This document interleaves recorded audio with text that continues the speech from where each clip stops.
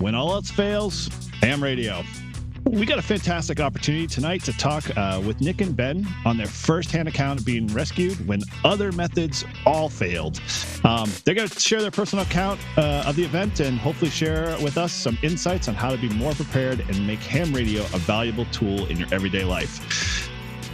Hello, and welcome to Live Free and Ham Podcast. This is our bi-weekly show where we explain ham radio topics for New Hampshire, New England, and beyond. So whether you're a regular listener or first-time guest, we're excited to have you on here, and we appreciate your support. And as always, thanks for tuning in to this week's episode. So let's kind of get into today's show. I'm your host, Eric, call sign November 1, Juliet United Radio, and I'm with my co-hosts, Paul. Say hello. All right. Well, good day. This is Paul, KO4, TPY. We're getting a really weird start today. And my other host there, go ahead, Todd. I'm Todd, W1STJ. All right, cool. And we got two special guests, like I mentioned earlier. We are blessed to have both Ben and Nick. And Ben, go ahead. Let us know you're there and what your call sign is. Hi, I'm Ben, KC1TFD. Nice to meet you guys and happy to be on. Awesome. All right. How about you, Nick? I'm Nick, Kilo Charlie 1, Oscar Tango X-Ray, and I'm excited to be here. Thank you. Awesome. Well, we're glad to have you guys on, and thank you for being here. So, a couple of things before we dive into the show. We always like to kind of just catch all our listeners up and let everybody know what Live Free and Ham's doing. Every month, as always, we got a live stream that we do on our YouTube channel.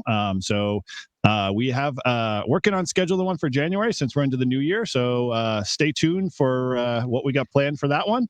As always, you can check our socials, the website, and our YouTube. So make sure you subscribe to our channel and you'll get notified wherever you are and when we go live. This is just kind of a we'll call soft open, in the words of Ocean's 13. We have finally just started to get around to get our storefront launch. So if you've been waiting impatiently to get swag and stuff like that, please head over to our website, check it out. We're still adding products as we go and tweaking it. So, be patient with us. But if you definitely want to go get your Live Free and Ham swag there, you can definitely check out the store. So, without further ado, let's kind of get into what's been going on in your ham radio world. So we'll start off with Ben. So, Ben, what's been going on with you this week or so? Not much. Just relaxing and being at home, getting a little bit on the radio and rag chewing a little bit, having fun with it, and meeting new people that way. Very cool. Awesome.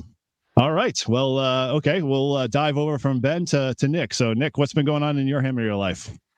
Well, I've been experimenting on getting a new antenna up for my HF rig, and also I'm in the process of setting up, programming, and getting a 440 repeater online. Oh, very cool. How's is that that project just in its infancy stages, or you finally got something up, or what kind of?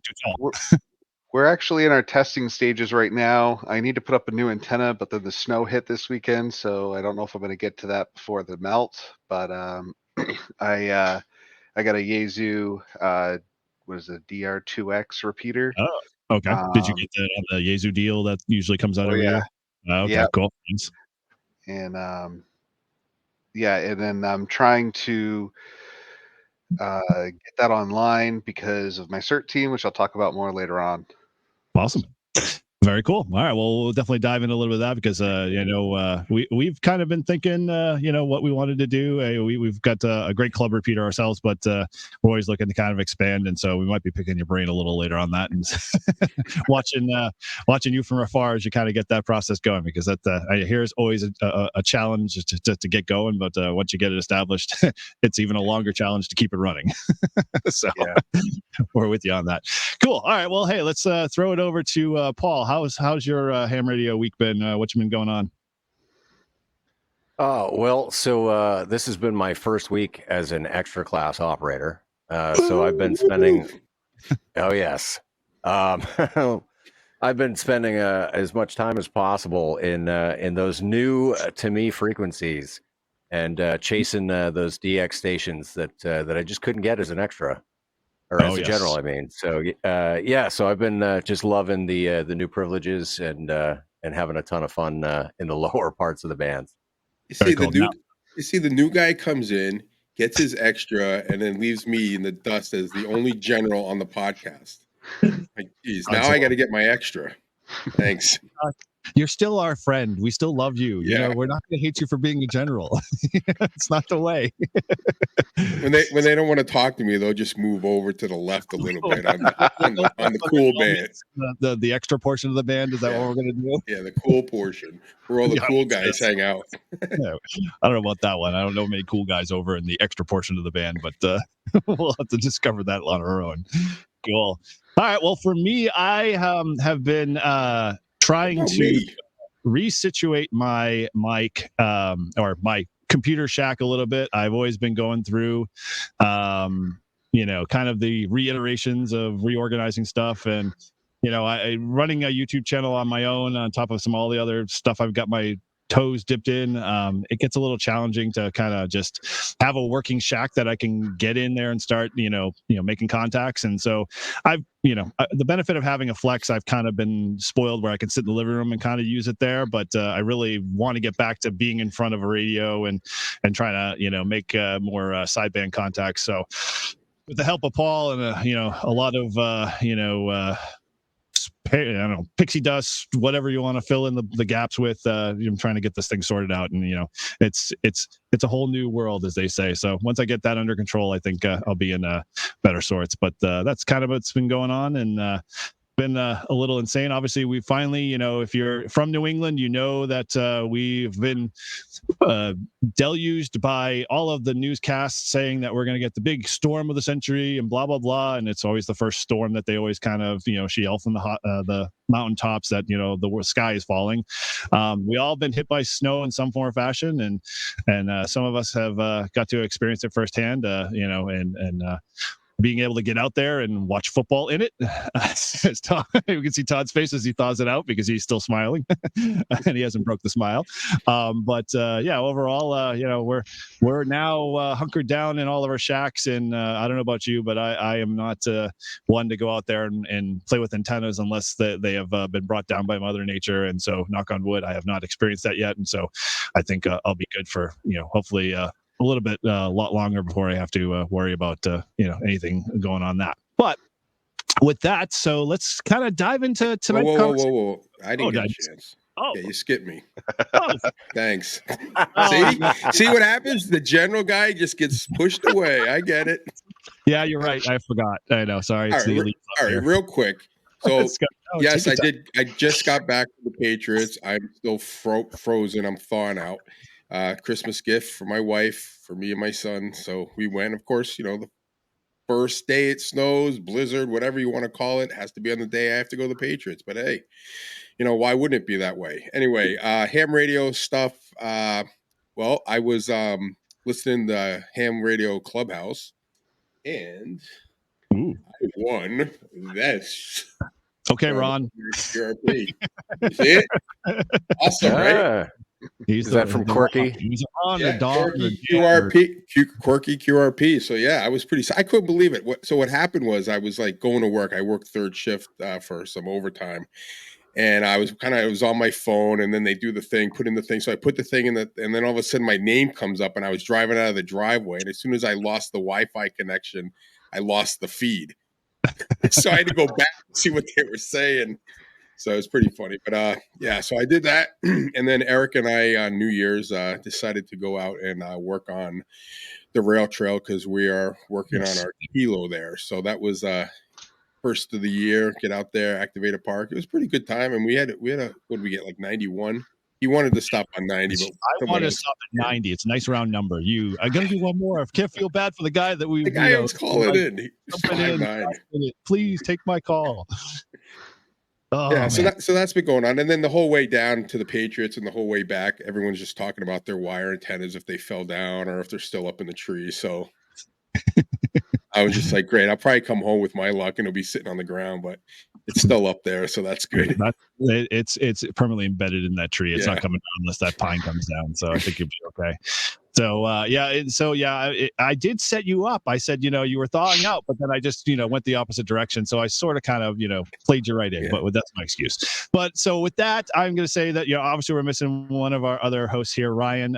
He is unable to get to the show tonight, but he will be missed. And we were looking forward to having him on board, but he's also got a bunch of other stuff coming up. So we'll hopefully have him on the next couple of shows going forward before he has to jump in a jet and fly away again. So, stay tuned for that. And, Todd did mention about our, kilo that we were working on. We're just wrapping up a few minor details on the giveaway that we talked about in episode 21.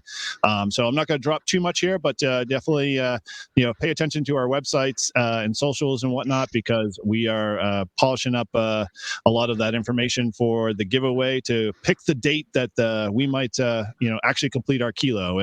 And so, stay tuned for that. It'll be fun. Yeah, exactly. Paul's chiming in the background. The question pool's changing, so maybe Todd can get his, extra right before we get our kilo. We'll never know. Maybe it might work out that way. We'll see. So, cool. All right. Well, with enough of the shenanigans and whatnot, and my apologies for the technical mix-ups there. So let's kind of dive in. So tonight we have got some great guests on tonight. Nick and Ben. They are part of, if you recall back, and it was about, I'd say almost right around a little bit more than a year ago or so. There was a New Hampshire Chronicle video that came out that they did a story on ham radio, and ham radio on a rescue kind of approach. And I know a lot of hams, when they see stuff in the news and things kind of get out into the public eye, they jump all over it and it gets posted everywhere.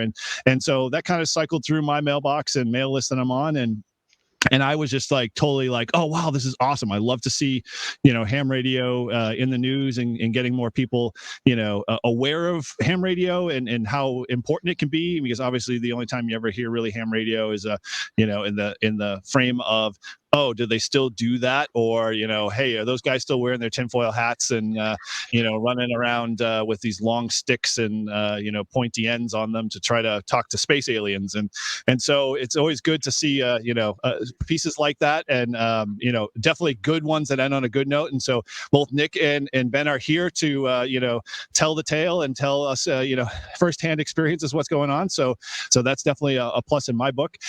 So, if you haven't had a chance, and you may have missed it because for whatever reason you just weren't part of the news stream or whatever, we will have the actual link in our show notes, so you can definitely check that out and watch that other in your own time. But it's a great piece there, and really kind of tells the backstory a little bit, and Nick and Ben will definitely be probably talking more about the details and giving firsthand accounts, and then we're going to kind of open it up a little bit and see what other stuff's kind of going on and kind of what things they've learned from that, and where it's kind of taking them in the future. So without further ado, I assume Nick, you might be the guy to kind of set the stage. Tell us a little bit of kind of what your history is, your ham radio background, and Ben, you can follow up with that as well, because I think you got your ticket a little bit after this whole event. Is that? Yeah. Okay. So in essence, Nick, kind of fill us in, how you got in ham radio, what's the kind of your backstory with that a little bit, and then we can kind of go from there. Yeah, so I got my ham radio license during COVID, but I was trying to get it for years back when they still had novice, and wow. I just never finished reading the book because it's not a page turner, as you guys know. Yes. I walked into ham radio outlet and they're like, "Here, take this book. Let us know when you're ready to test, and we'll find a place for you." Oh, so they were really helpful. Yeah, I mean, but that's kind of how they are until they warm up to you. I mean, I think they got a good crew there now, though. Yeah. I'm in there probably once a month at least. Oh, Knock on wood, I've been in now 4 times without spending any money, so that's always a plus. Wow. oh well, That's amazing. What's your secret? I keep his wallet. There you go. But anyway, so my neighbor is a ham radio operator, and he got us to join our local CERT team, and then he was like, "Well, you should probably learn the radio stuff." And I was like, "Well, I've been meaning to do it." So I went on to what is it? Ham Hamstudy.org. Not ham study. The ham radio. Ham prep. radio prep. Oh, Yep. That's what I And, did for my technician. Yep. I studied for about 3 hours, and then I went down to Port City and tested, passed with flying colors, failed my general epically.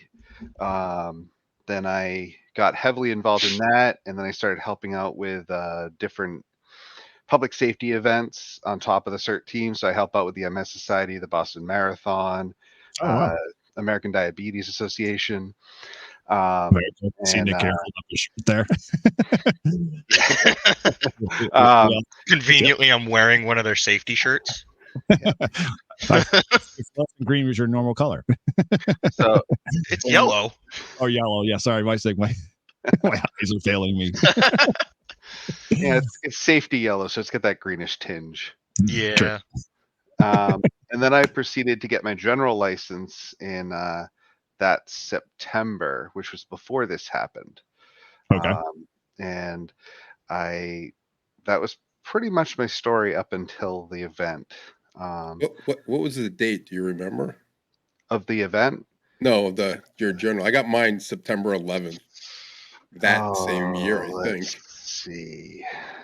You get it down now in he's got his cell phone, and now he's got to double check. Cell phone. Hold on, Ben. Why don't you explain where? Yeah. So, well, if you don't know, you don't have to look it up. I was just curious. No, I'm curious. I'm not going to be dating it. Don't worry, because I can barely remember when I got my ticket. Because Nick, I was bullied into getting my. You were not. I was bullied by Eric to get my general. He basically said, "You're getting it on this day." No. Heard it here. I'm looking at this shirt. Todd bullied me. No regrets. No regrets. Yes, exactly. I have somebody trying to make me get my general. You got to get your general. It opens everything up. Other people in with you when you want to have fun. It's like, come on, let's go. Stop using my call sign. Let's go. Yeah. So, all right, well, Nick's plugging away there. How about you, Ben? So kind of what's your story? Obviously, you were dragged like Todd was into ham radio. How does that look for you? So I wasn't really dragged in. Wow. So my whole thing was, CERT, join CERT, need ham. Okay. But to learn it for 2.5 years. And then finally got it last year. Yay. Oh, wow. Congratulations. Awesome. Sadly, didn't have it during when we needed it for the rescue, but ever since then, I've got my base station truck. I've been rag chewing the whole time with a local repeater, and got my guys in the morning and guys in the afternoon I chat with, and everybody's going and having fun. Nice. Now, do you guys, I assume, what's like the repeater coverage and stuff like that, like for you guys in that general area? Is it very active, or is it like the typical New England repeaters where it's like, there's a few that hang out and then there's, the spotty, typical, regular, work schedule, drive in, drive out times that's usually active? Drive in and drive out. If you're on between 5:30 in the morning and 8, you can hit the dairy repeater, and there'll be guys on it. And then between 4 and 6 in the afternoon, there'll be other guys on it as well. Okay, cool. I'm guessing you guys talked to AA1. What is it? AA1W. W. Yeah. Yep. He goes on vacation. That repeater goes dead. Yeah. Right when he's on it, it's like the repeater's happening. Like you can't even get in because everyone wants to talk to him. Yeah, that's the he drives all day. Yeah, well, I know, but I'm just saying, like he's like, oh, I'm going to be on vacation or I'm going to be off this week, and the whole week, like that repeater's just like quiet. I'm like, where'd everyone go? So going into work, I'd always be chatting. I'd have like 2 or 3 guys, and we'd always do like a small net kind of situation where we'd all rotate through. That'd be the way in. On the way out, it'd usually be 1 or 2 other guys, and we do a small little triangle of how we're doing it on the way home, and that's how we typically do it. And then there's times where it's like bad weather. I'll just chime on and I'll throw my call sign, and then next thing I know, I'm having 5-minute conversations all the way home with like 80 different people. because Yep. everybody's trying to figure out what's going on.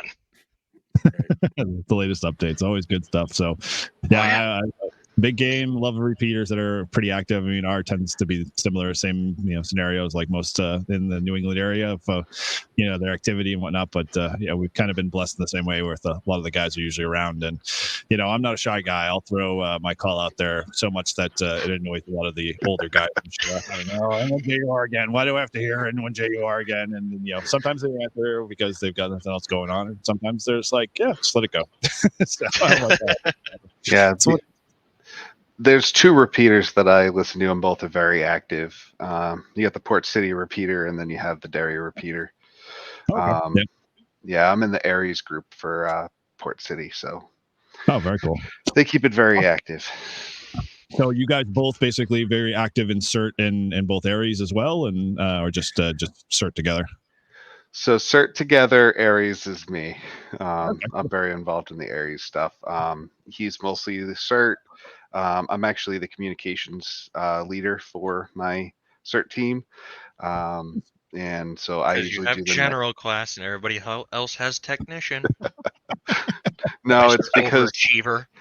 no, it's simply because I like to study things, so I went through all the ICSs and all that stuff, and I've been around the fire department my whole life, so I'm just used to how they communicate. So I'm able to be a good middleman when there's actually an activation. I can take what they're saying on their repeater and make it into terms that my team can understand and help coordinate a little better.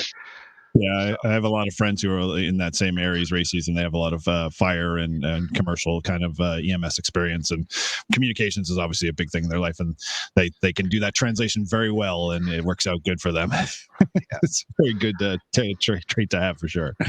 So, just cool. out of curiosity. Oh, sorry, just out of curiosity.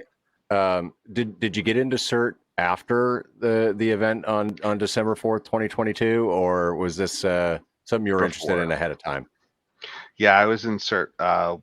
We joined CERT 2021, sometime in 2021. 2020, December 2020. Wow. Okay. And I got my general ticket on August 30th of 22. Okay, so just kind of right after COVID stopped, locking everything down, and you were able to. Did you actually do a test or online? I did it online. I was actually in Pittsburgh, New Hampshire, in a cabin, and I took my test up there. Talk about being isolated. I'm sure. Okay, for him to get internet capable enough to do the tests, he had to shut off all his cameras, have a Wi-Fi hotspot via his cell phone, and have his cell phone recording him via video so he could do it. Yeah, it was fun. There was a lot of lag, but it worked, and they were all happy. Yeah, I would say that can be challenging. We've had a few friends who'd similar thing. Their internet wasn't that great, and it's there was a struggle. Like he'd be talking, and then he'd freeze for like 5.5 minutes, and then finally come back, and they'd be like, "Did you answer my last question?" He's like, "I can't answer the last question because I'm still on the first one. What's going on?" So yeah, it's kind of really crazy, but it was a great time. But I mean, I think from that, I've seen like a huge increase of folks that got their ticket and just or used that opportunity to upgrade. I know I was in that same boat, and I was a no code technician for 20 years before I kind of said, hey, when I my brother, who's another ham short story, pulled me back in and was like, oh, you got to do ham radio. And I was just like, okay, sure. And I got in and it was like, oh my gosh, it's changed since what it used to be when it was like 300 baud packet radio, and the radios were size of a half of a microwave. And so I was just like, okay, this is just not going to work for me. And so finally when I rolled back in, took the general test, I was like, oh cool, I don't have to do code, which I was really horrible at. So I feel you when you said you'd go back to the novice level, because that was the same way for me. It was just like, I can't do code for the save my life. And especially if in this experience that we're going to talk about now, I mean, if you had to do Morse code, I don't know, you still might be freezing in the middle of nowhere, because that would be a very big challenge for a lot of us. No, he would have come back to me and I would have told him to go farther. Very cool.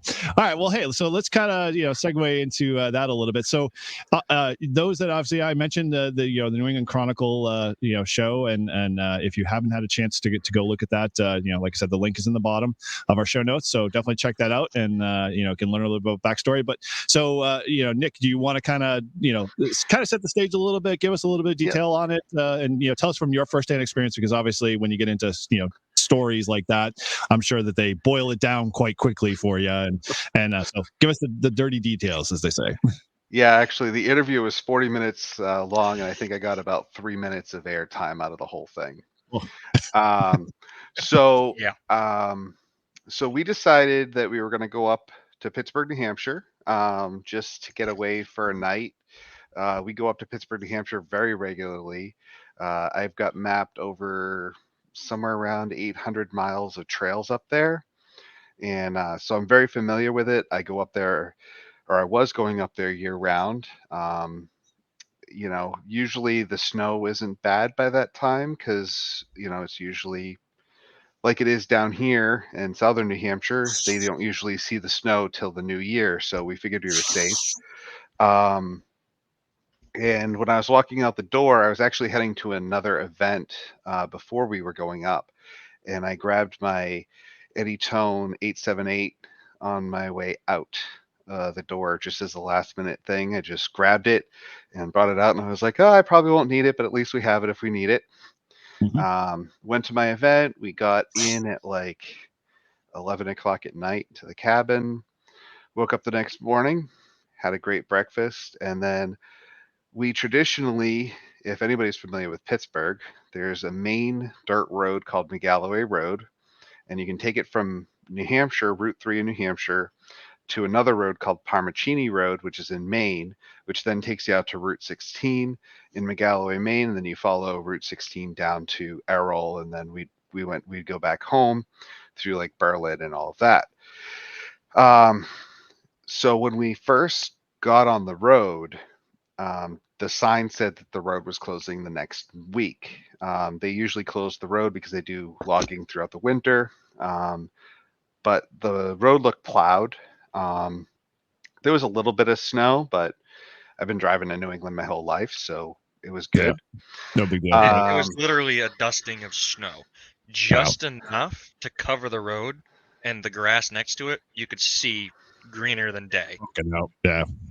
Yeah. Okay. But as we continued down the road, the elevation goes up, and as it was going up, the snow was getting deeper and deeper. And then I started feeling that I was losing traction, and it was a brand new car. It had 1,000 miles on it. Less than 5,000, yeah. Yeah, it was somewhere between 1,000 and 5,000 miles. So I decided that it was time to turn around when I started losing traction. So the sun went away. So the sun was out, the snow was melting. It then flash froze. So we decided to turn around. So I pulled up a side road to pull up, and then I was going to back down. And as soon as I got it back onto the dirt, we started sliding down a hill.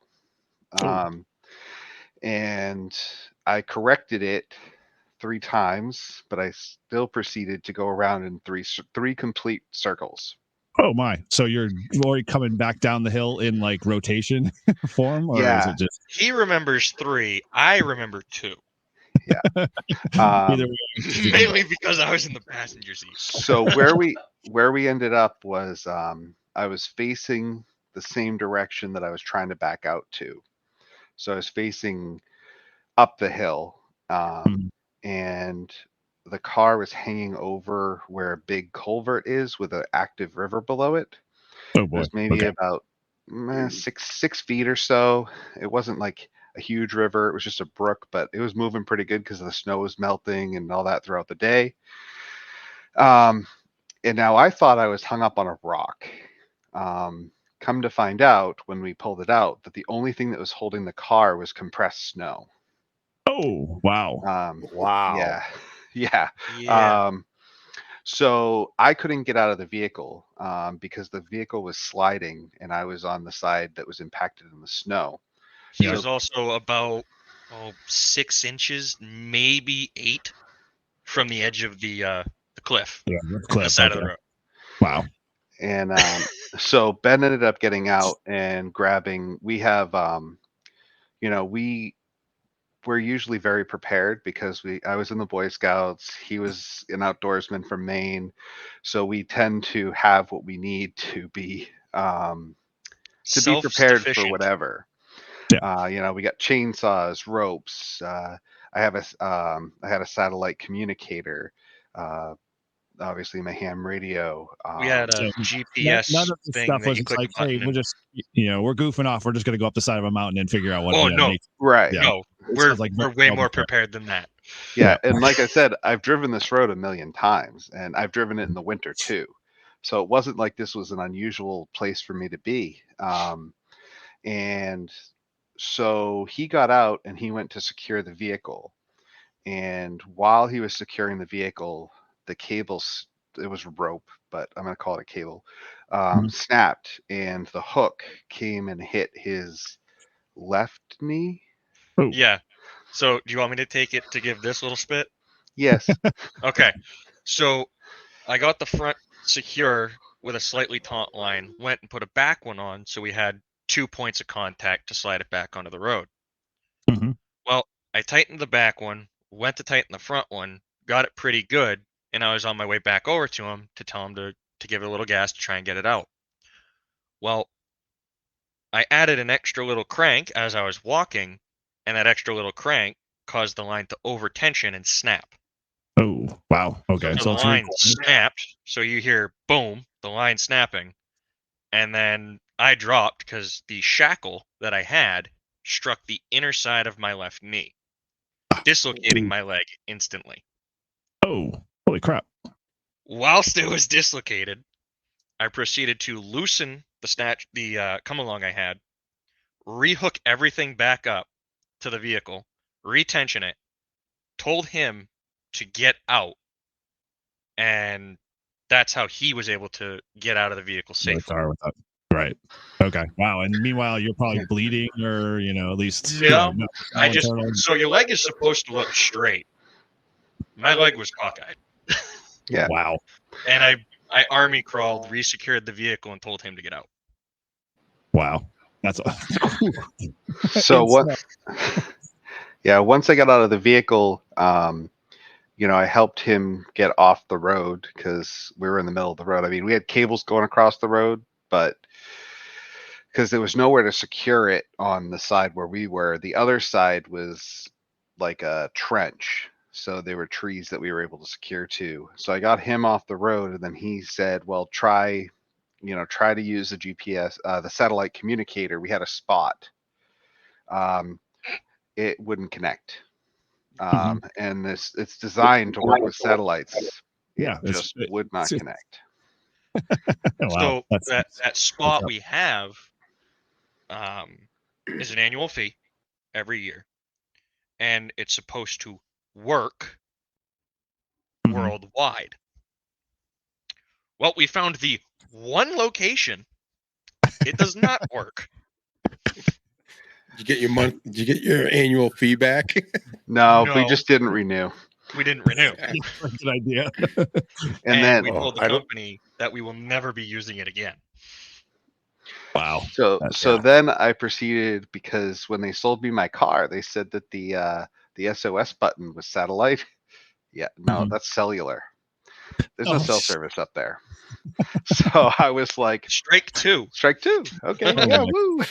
The goal of communication is slowly falling apart. Right. Cell phones were strike 3. Yeah. So then the cell phones wouldn't connect. So that left me with my ham radio. Well, when I keyed up my radio on the W1NH repeater, I could hear it ka-chunking, but I could not hear the Morse code identifier. So it was keying up, but I wasn't able to hear it, and that means they weren't really able to hear me. But I know that when I had my mobile in my truck, that I was able to hit it no problem. Obviously 50 watts versus 5 watts. But, 5, yeah, right. So I knew that if I could get to higher ground, I'd be okay, but I didn't want to leave Ben. Sure. So I got Ben settled, and he told me I gotta go. So he proceeded to get off the road. He built a little bit of a shelter with some pine boughs. He readjusted his knee, put it back into place, Oof. and then proceeded to strap That's a whole 6. story on its own. Yeah. And then he proceeded to strap his leg and secure it himself while I was hiking up the hill to get to higher ground. So finally I got through to somebody, and Derek, KC1QXL, who's from Vermont. So now I'm talking through the Mount Washington repeater to, like, I think he said Barrie, Vermont. Yep. You know, it's like way far away. And it must have just been a small point of clarity because he heard me calling.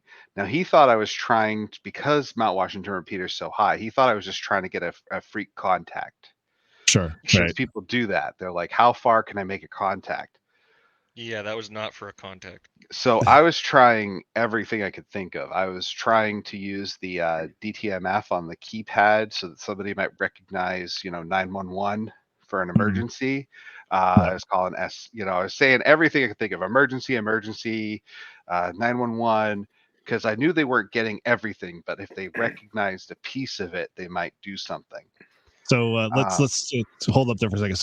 So in terms of like what you had for gear, obviously you've got your anytone with you running off just a standard extended whip, or was on the rubber duck antenna. Like, kind of what's that scenario? Signal stick. Okay. So you got a decent Antenna. antenna. So you definitely probably gave you the extra, able, to reach the repeater. Okay. And is that one of the only repeaters, or one of the general repeaters in the area that's usually pretty good for when you're in the clear or on the side of a mountain, or is that where you The only your one go-to that hits repeater? the area that I know of. So there's 6 repeaters locally, but the problem is that people aren't monitoring them. Sure. So I figured that the W1NH repeater, I usually hear people rag chewing on the weekends. So I figured if I had a chance to get through, it'd be there. I did try 2 Canadian repeaters because you're right on the Canadian border, and sometimes those are pretty active. But where I was in the valley, Canada was on the other side of like a mountain. So you already had the odds against you. Okay. So basically there was mountain behind us and then like a slope up another mountain. Yeah. That was further off in the distance. And that's basically where we were. So or you're tough terrain at this point. So Paul or Todd, you guys got anything you want to throw in here before we? No, I know that I used to go snowmobiling up there, so I know how desolate it is. So, so it doesn't surprise me nothing worked. The satellite thing I'm kind of shocked about, but I was thinking, like, if you were if we were in a less remote area and you weren't sitting in between 2 mountains, I guess you could have tried the national call, frequencies, but there's no way there's not a lot of people up there either, so that I don't get a lot of action on that down here anyway. Down in southern New Hampshire, so probably not. So you got this repeater, and you got this guy in Vermont, and he's only hearing, you think, part of what you're saying, correct? Yeah. And he ended up. We ended up coming up with a system because there was this one moment where everything aligned, and he actually understood it was an emergency and where we were. Wow. I think he caught the one word, emergency, and that was it. Yeah. And then after that, it went dead again. So we were actually communicating. It was 1 key for yes, 2 keys for no. Okay. Now, did he come up with that system, or how did that kind of? I know he kind of touched upon it a little bit of the video, but so did he just desperate measures at that point to come up with some way to be able to communicate with you, or just how did that kind of break out? Yeah, he was. He came up with it, and he was saying that. Now he was actually listening to the input frequency. He was getting me better. He was getting me better on simplex than he was through the repeater. From Vermont, and that, holy moly. Yeah, he's got a. I haven't seen it, but I've heard stories. It's a pretty impressive setup. Although now I think he's rebuilding now, so it might not be there anymore. Now, is he up high too? Like on top of the mountain, or is he I'm just not right? entirely sure, to be honest. I remember us talking with him, and he said he did recently move less than 100 feet. He moved across the street to a new house, Okay. iconically. But he lives on like the side of a mountain that's easily, the best way he said it, facing the Mount Washington repeater and Pittsburgh. So okay. He's got he a has clear line of nice. sight. So he's got a clear line of sight to the repeater and us in a general way. Now, how many do you know how many miles away he was from either the repeater or your location? I did From know us it. to the repeater was 75 miles, and from the repeater to him was another 50 to 70, I think it Wow. was. So it was realistically estimating here, mind you, about 135 That's pretty far. miles. Yeah, we were figuring it was about 100 miles. Yeah, that's and listening on the input of all of it, not just like listening on the repeater snapping back. So Wow. Yeah, actually, that trick has helped me in other emergency situations too. Since then, helping people during doing emergency comms for net control and stuff. Sometimes when we get on the edge of our events, we have to go to simplex, and it works. But yeah, so once he knew it was an emergency, he called 911, and actually, I heard this story from the dispatch at the hospital. The hospital was listening to it, and they were telling us that the call came in, and they said there's some guy from Vermont saying that there's 2 guys stranded up here. Yeah. And they sent out they sent everybody. Yeah, when they got out and there, their cousins. Yes. So when the first responders got to the end of the road, they realized, the whole road flash froze. It was sheet of sheer ice. Yeah. Okay. We actually bought crampons that morning at the local store, so I was happy I had those too to walk up the ice. That'd be great. Yeah. So I got a quick question. So yep.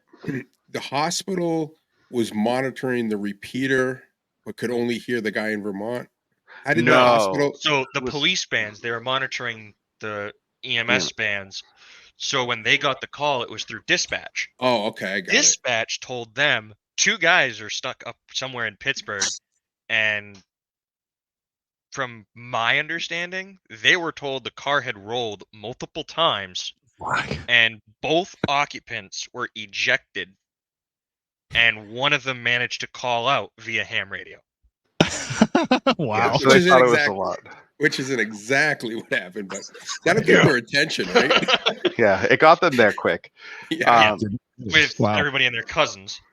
Jeez. So they ended up actually getting the logging company to come out with a what are those things called? Grader. And they came and they broke up the ice, and that's what took them so long to get to me, because that thing couldn't go very fast. Yeah. And so once they got to us, we had a fire going. We were getting warm. We were prepared. Yeah, so pretty much. We were prepared. If we had to survive, we probably could have survived for 3 or 4 days before needing anything. We had food, we had water, we had a way to filter water, we had to boil water, fire starters. Obviously it was cold. It was really cold by the end. You couldn't use the shelter because that was off the side of the road. So exactly. So, me being the backwoods bearded redneck I am, and I'll admit it, I typically carry about 2 or 3 Mylar blankets in a small little leg pouch thing that anybody can walk with. That's also a small med kit. I also have a small survival kit, and I typically have a backpack with me. Well, on this time, we didn't take the backpack. We're just like, it's an overnight. We're seeing some buddies. Whatever. We'll take the small little kit. Luckily, we didn't need the kit. Sadly, the kit had the better fire starter in it. I only had a lighter that was almost out of fuel. Okay. But we managed to get a fire going for 2 hours. You're more well prepared though, and even though the kits weren't refreshed. I know I go through my stuff periodically, but not enough periodically to realize that maybe every season or every other season they'll be like, oh yeah, I should check my gear. So. I typically go through my gear 3 to 4 times a year. That's just to check up on it. That's to remind myself what I have in it. That's to refresh and renew anything that's gone past its use date. Mm-hmm. And if something's broken or has gotten broken whilst I haven't been using that kit, I can then replace it with a new one and add new gear, remove old gear as needed, and whatnot. Very cool. As the phone goes off next to my head. Hello. The other people got it. Good. Well, you got anything you want to ask there before Nick picks the story back up again? And yeah, so just out of curiosity, right? You guys are very like-minded with myself in preparedness is key, right? The more prepared you could be for any potential situations, the better off you're going to be no matter what happens. But so just out of curiosity, right? So you get the Anytone 878. You were actively involved in CERT by that point. So what did you have pre-programmed in as like your basic, and then your the crap hit the fan? These are the frequencies I need. So in that radio, I have it's my favorite radio simply because it has zones. So I actually have a zone specifically for northern New Hampshire emergency band, things like that. So the repeaters I mentioned earlier, the 2 in Canada, there's one in Clarksville. Then they had the Mount Washington repeater. I had the simplex calling frequency. I had the 440 calling frequency. And I think there's like 3 or 4 others in there too, because I kind of use that for the general whole area all the way down through Errol. So there's a couple over near there that I have in there as well. So I do have a lot of them in there. And I tried every single one until I realized the only one that could hear me was Mount Washington. Okay. Yeah. I think you got that radio has everything under the sun programmed into it. Yeah. For New England. I would agree with that one. I just wish more companies would come up with that zone system, because it's so nice when you're doing public service stuff. You just go, oh, I'm on this event, and here's my frequencies.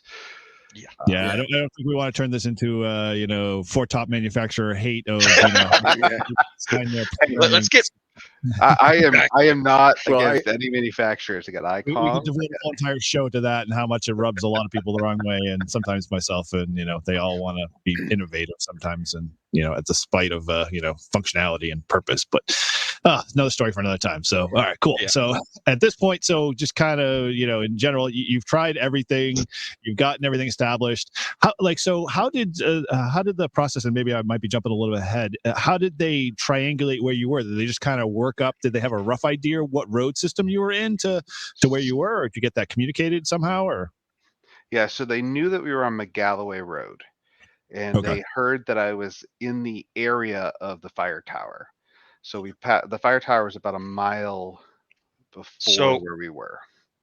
The fire tower, just so reference can be given, is about 9 miles down this road. Mm-hmm. And then there's a turn off to your right if you're going south. And once you turn that, it's like 30 miles up into the woods. And then there's a mountain that's like 5 miles away from the road we were on, with an actual fire tower with a lookout on it. Okay.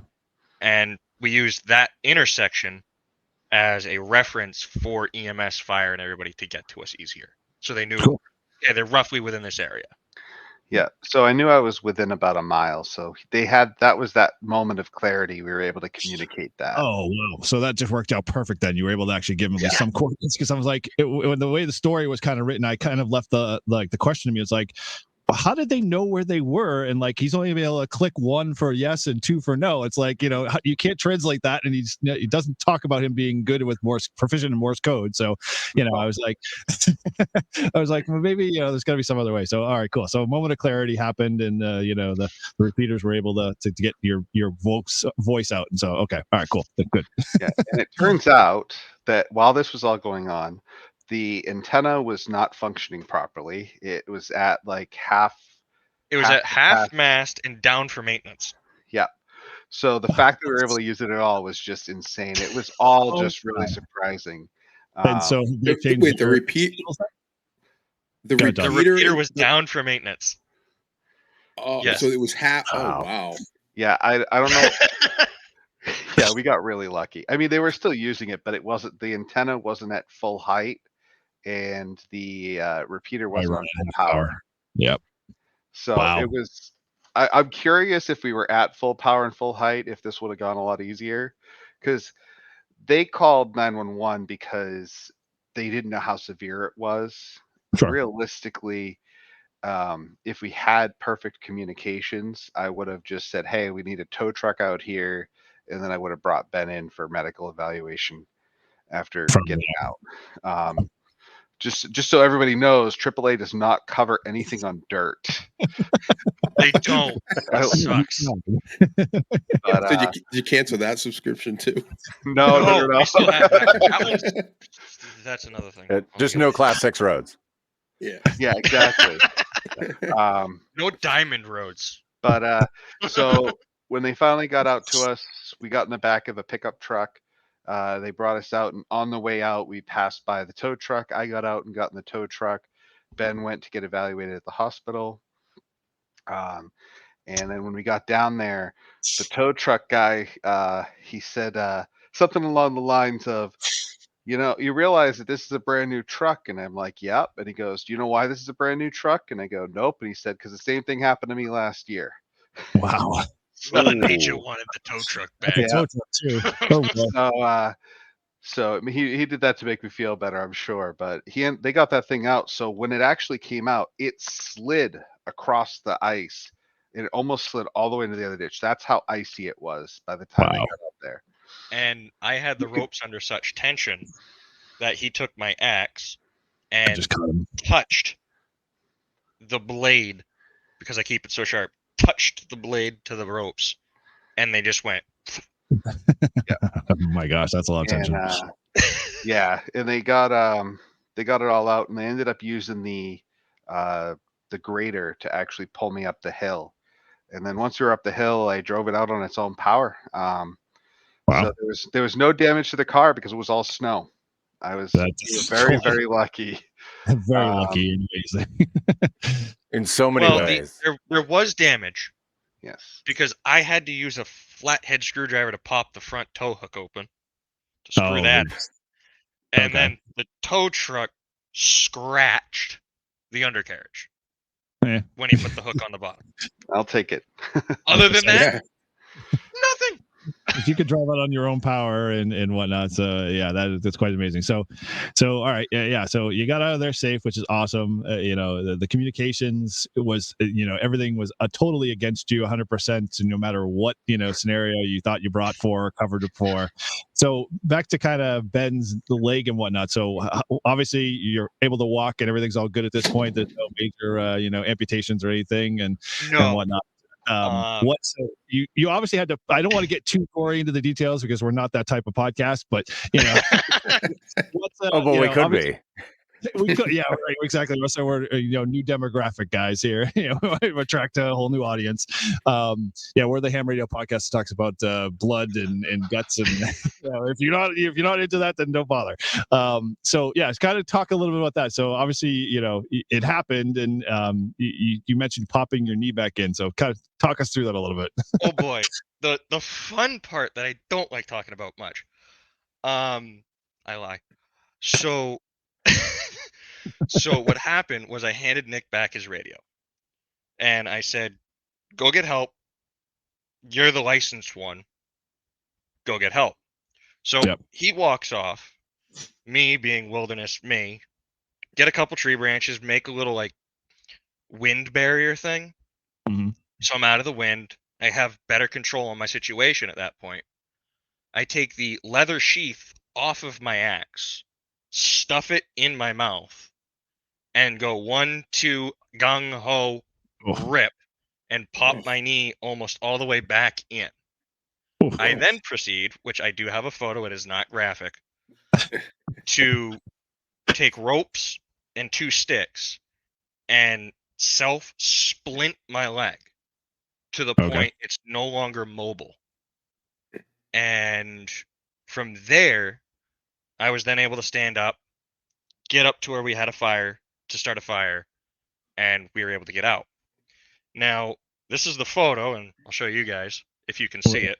We'll get him to send it to us, and we'll throw that in the show notes too as well. And so, yeah, it's not. I can't really get it because of the glare on my camera and everything. But I had 3 sections of rope on the top half, 3 sections on the bottom half, shin and thigh, and there was no moving my leg. Yep. By the time we got the fire going and they got there, my leg was numb. In the good way, because I could not feel it anymore. Yeah, which is good. Yeah. And so I thought, what's the outcome of it? I mean, obviously they looked at you. They, obviously Nick got you in there and to the some more medical attention. And what's that kind of look like? So they showed up with the skid steer, not the skid steer, the grader. Grader drove by, and 2 pickup trucks showed up, a white one and a black one. They went, "Oh, we need to get you in the front cab. We need to assess you better." And I looked them deadpan in the face, and I went, "You're not getting me in the cab." For what reason?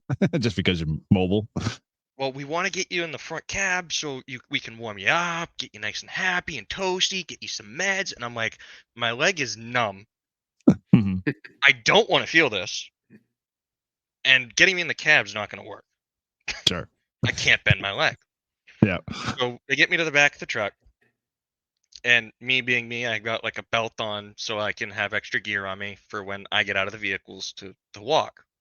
Yep. So they grab me by the belt, this heavy duty belt, and they proceed to 1, 2, hi-ho, lift me into the bed of the truck, and then slide me to the front.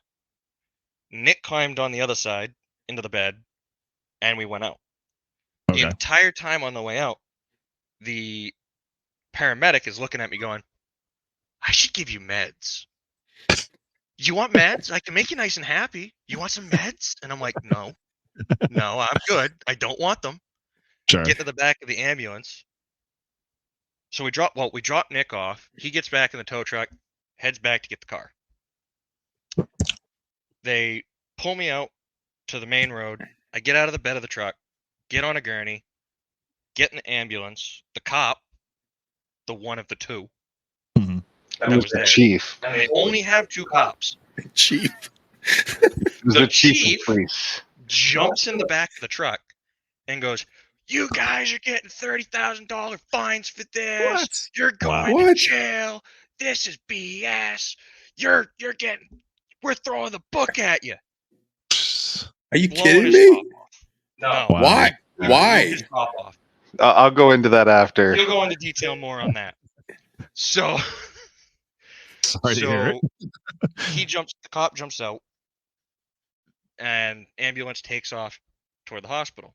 And they're like, "We've got the heat on 100, full blast. We need to warm you up." And now this is the non-head medic person in the ambulance, and's going, we need to warm you up. You're really cold. Your core temperature is 96.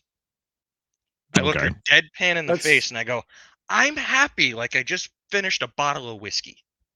I don't want to warm up." You're probably so dying. Shut off the heat and turn on the air conditioning. Oh, jeez. And my jacket's open, and they're keeping the air conditioning on to keep my leg numb. They wheel me into the hospital, which is like 3 ED rooms, and that's it. The entire hospital is maybe 100 foot by 100 foot long. Yep. They get me in, and Doc walks in, takes one look at me and goes, "I'll be right back." Turns around and I hear over the PA, "All doctors and nurses to ER room," and it conveniently was my room. Yep. Everybody walks in and goes, "Oh, "You're the guy that got hurt." And I go, Just a- "Yeah, that was most likely me." And they go, Did you relocate that and splint it on your own?" I go, "Yeah. The only rope I care about in this entire splint is this orange one. That's it. You can have the rest of it." So they go and they proceed to cut the ropes off. I take the one orange rope I wanted to keep, put that in my pocket. We do x-rays and everything. Doctor walks in and goes, "Boop," and just pokes my kneecap, and it pops back into position. The spot it should be. Oh my you got a God. $10,000 bill for that. And I'm happy it wasn't. This is the most excitement this ER had in probably months. Probably. they most were like, likely. we got a real patient right now. Exactly. That knows how to put his leg in a proper splint. I know, right? He took maybe Turns 2 weeks out- for us. 3 weeks prior, a gentleman had climbed up the fire tower trail Oh. that we had passed. Fell about 200 to 300 feet, Oh. shattered his leg, didn't know how to splint it, had no medical knowledge, no survival knowledge, and was there for a week. Oh.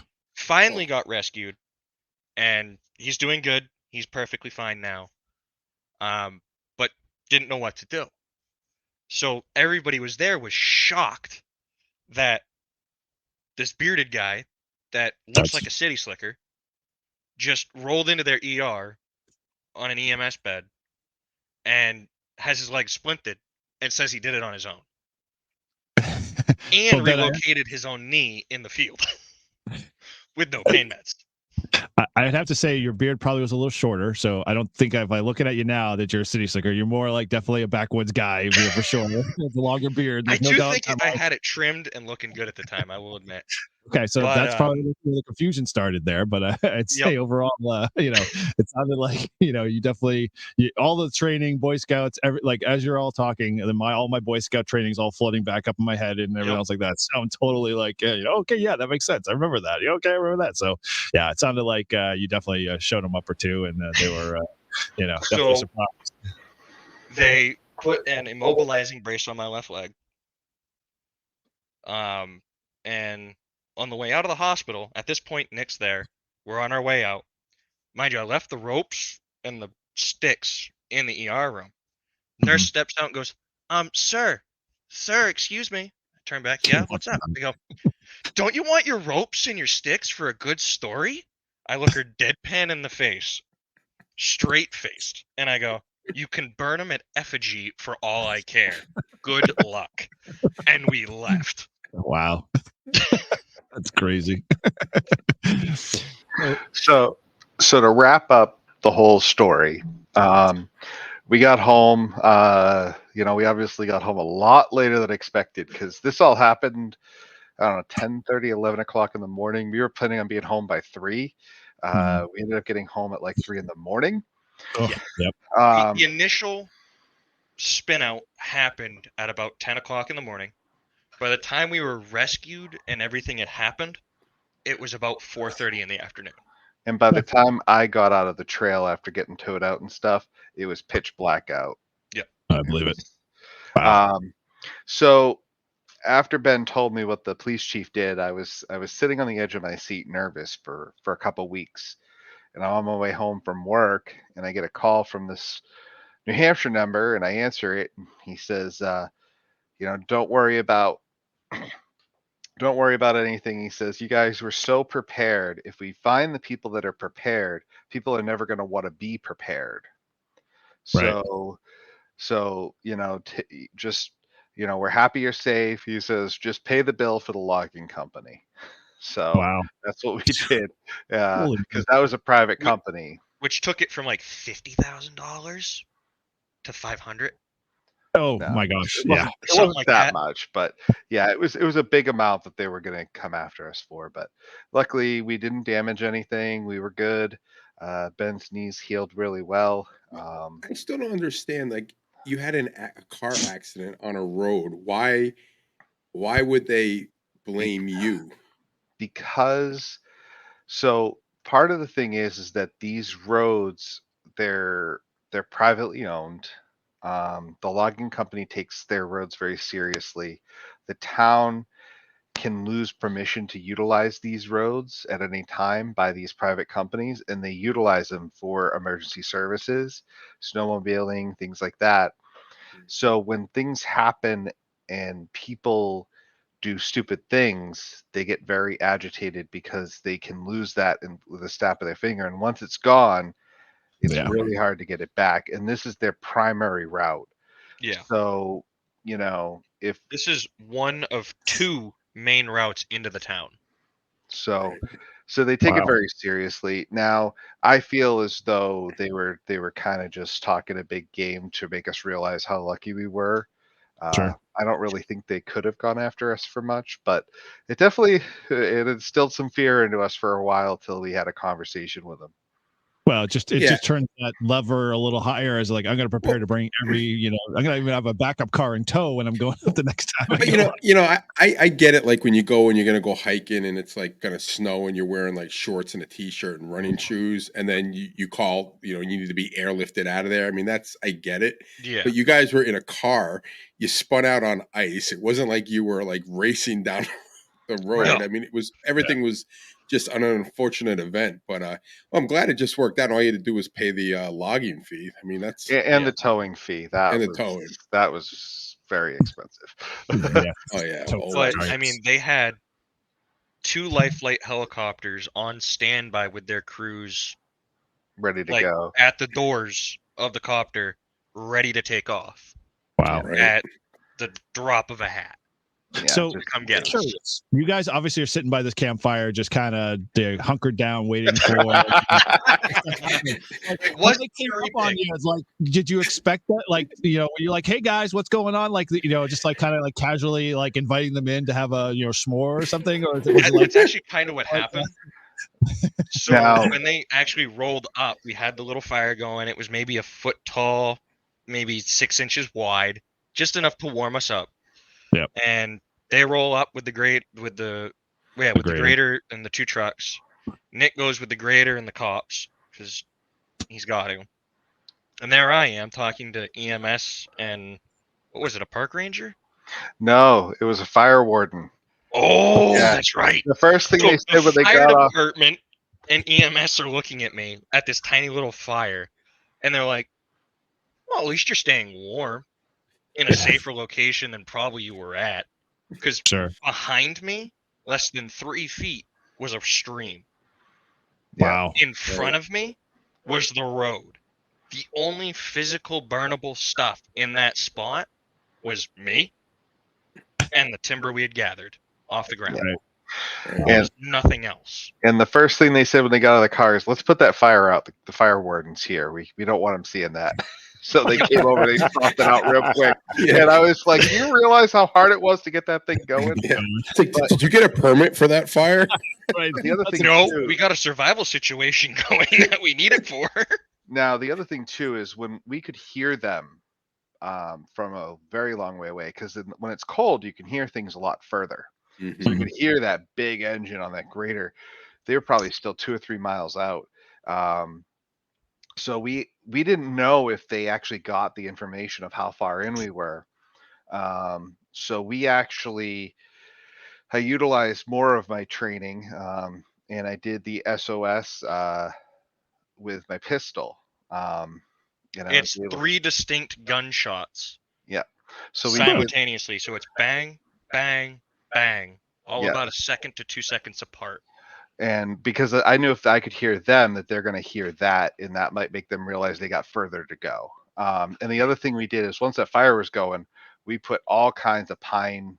Once it was really going, we put all kinds of pine boughs on it to get the smoke going. Yep. And they said they could see the smoke, but they said they never heard the gunshots. But it's because that's just like a natural sound out there. They probably hear 1,000 of those things. They don't hear them anymore. That's true. At the time we had gone off the road, it wasn't hunting season. Yeah. So hearing a gunshot of any sort, law enforcement's going to investigate. But during hunting season and normal seasons when it's not hunting, if you hear 3 distinct gunshots, any normal outdoorsman, hunter, hiker, off-roader, anybody that knows those signs is gonna go and investigate. I don't care who you are. Right. I mean, you're gonna go, you're gonna check it out, you're gonna see why somebody shot 3 rounds. Yeah.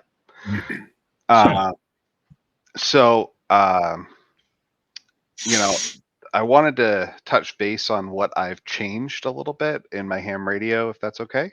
Yeah, so let's. So I think we kind of wrapped it up. Any of you guys want to jump in with any other questions before we kind of dive into some of the other stuff, or you guys? Well, Paul, so my Todd, Oh, I forgot to say yeah, hi, Paul and Todd. yes, it's yeah. So yes, he is physically behind Nick. Yeah. It's not a mind trick. Sorry, guys. Those that are watching on the podcast aren't going to see it, but head over to our channel after and check out the video. You'll see. Hey, it'll make them go over there and check it out. Exactly right. Yes, you can come see all of us in real time. Cool. All right, go ahead, Paul. yeah, so I got 2 questions for you. So the first one is while you're well prepared, what specific medical training did you guys have like in your arsenal to fall back on? I'll let Nick answer first. So I am wilderness survival. I've gone through wilderness survival training in the past. Also, the Boy Scouts of America. I'm an Eagle Scout.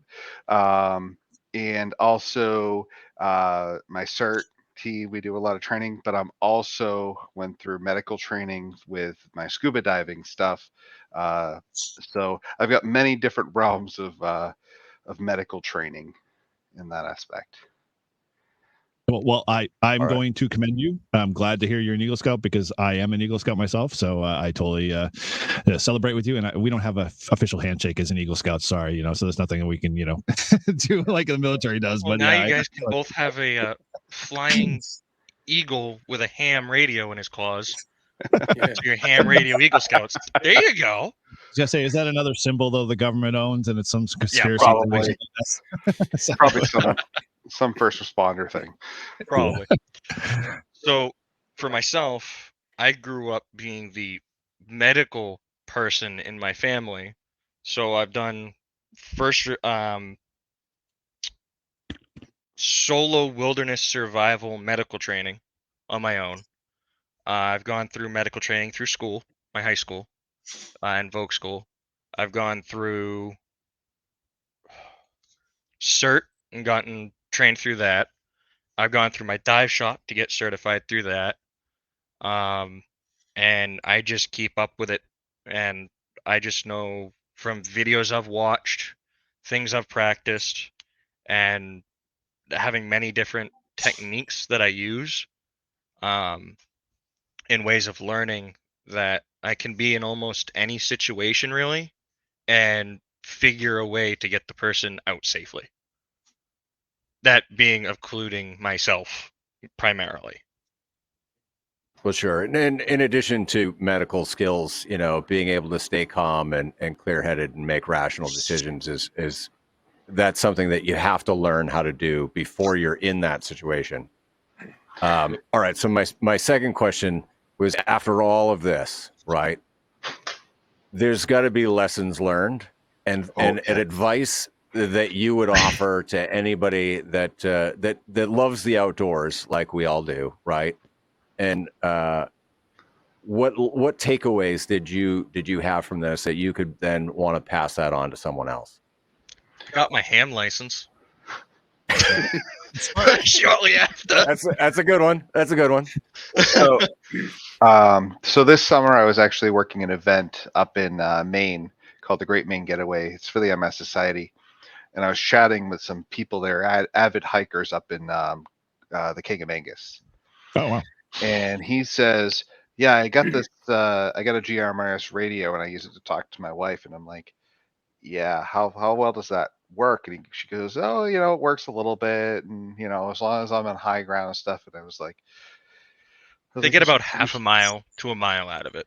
Not a whole lot. So I was like, you should probably look into getting a ham license. They said, because especially around the King of Angus, there's like 6 repeaters right there. You have Mount Craigmore, you have Mount Washington, and a couple other repeaters. And so for me, there's kind of 3 things I got out of the experience. the first thing is you can always learn how to drive better in the snow. Yes. And We're New Englanders. That's Proper good. tires. yeah, so I That's true. had the tires that came from the dealership on the car, and Oh. I mean, it would have been better if I had snow tires, but I think even with studded snow tires, I probably would have had the same situation. Mhm. I think we would have gotten out. The second thing is, and we did this actually, the place that we stay, because we stay there all the time, the owner knows us well. So before we leave, we always tell her, hey, today we're going on these trails. You know, this is when we expect it. If you don't hear from us, like if we're leaving, and we'll say, hey, we'll call you when we get into Errol. If you don't hear from us by this time, you know, make sure you follow up.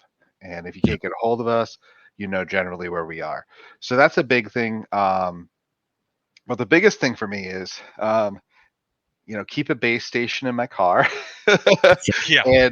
and now I keep a G90 in the car too. Whenever I go off roading, so I got an HF with an end-fed half wave. So Okay. I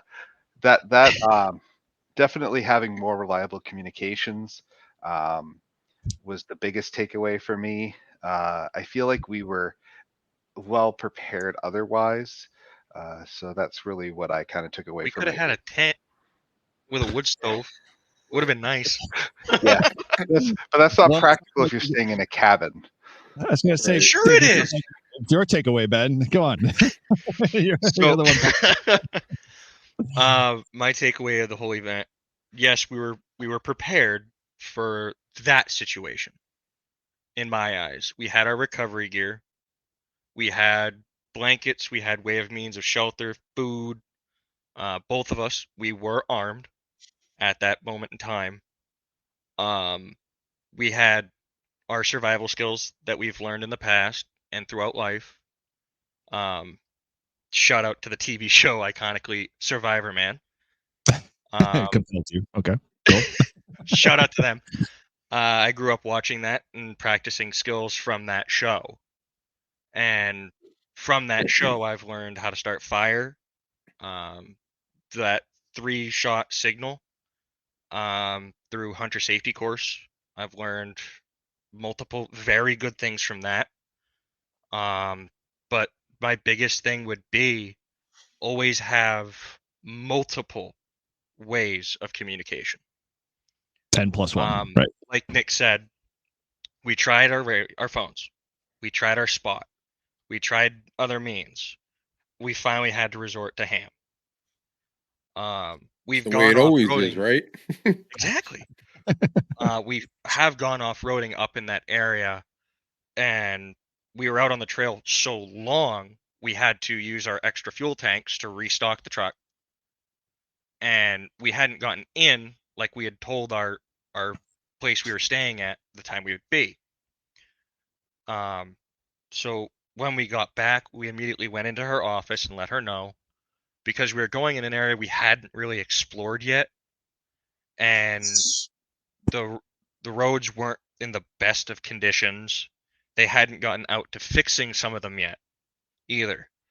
And it's always good to let somebody know where you're going, have multiple communications, have a bait. I'm not saying go out and buy like a survival kit or something like that, but have in your car a couple days worth of food, water, and some way to stay warm and stuff like that.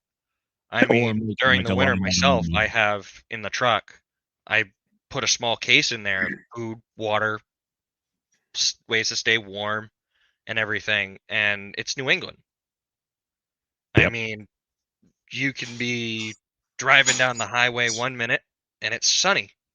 Next thing you know, because you didn't pay attention to the weather, man, you're in a blizzard. Yep. So, I mean, just look at last year up in northern New York, northern New York. They had 5 or 6 foot of snow in a couple hours. Yeah, that was There crazy. were people stranded in their cars. One of the things just having this conversation that I was thinking about is two things. One, I never knew why people would buy a repeater book, because I'm like, why would you do it? You just go online and do it. But then I'm thinking, you guys, if you say you just had your HT, but you didn't really put in the repeaters, right? you wouldn't know what the tones were, what repeaters were out there. So that would be something that now I'm like, oh, that repeater, physical book, you could look it up. And then the other thing that people who are listening probably should think of is to know how to manual program your radio. Yep. Instead of great, because it's very easy to go in a computer and put it in there. But if you're out, you just got an accident and you have an HE and you're trying to find, oh, I brought my repeater book and this is the frequency I think I need, but I don't know how to get it in there. The thing I've listened to and I've heard from many YouTubers that do ham and other ham operators is at HRO they sell water resistant books for different radios. Yep. They have like an FTM 500 one, which I have a new base station in the truck, which is an FTM 500. Nice rig. It is. I love it compared to my old TYT 9800 quad band. Which is not a bad starter. I mean, it's 500 definitely. Just get a lot of comfort there. My 500 is my happy new one that I love very, very much. Thank you, Nick. But just having one of those books on how to program your radio without a laptop in the field is useful. Having a repeater book is useful. Knowing what times maybe people are usually on that specific repeater is also another thing to maybe know. Because having those three things together, you can now program your radio as you need or see fit. You have a repeater book that gives you the frequencies and tones of repeaters maybe in that area. And on top of that, if you're in a lull time where maybe no one's on, just wait a few minutes to a time where maybe people are on. I'm not saying wait 5 hours trying to listen to that repeater and pray without throwing your call sign out or a mayday out for somebody to chime on. No. Because there could be somebody that's already on and listening that you didn't hear put their call sign out. Right. So just throwing a call sign, which I do all the time on the Terry repeater, and I'll admit it, someone's gonna hear you. And if they don't, do it every 10 minutes. At some point, somebody will hear you and will reach out. And if you feel like in an emergency, you say your emergency signs and give your proper things that you're supposed to. And somebody will reach out and see and make sure you're okay. Ben, and that's what I got out of it. It kind of makes sense too. Like before I was a ham, I was I didn't know when I was a kid, I didn't know what ham radio was. I just knew that people talked on the radio and I'd get it on a scanner.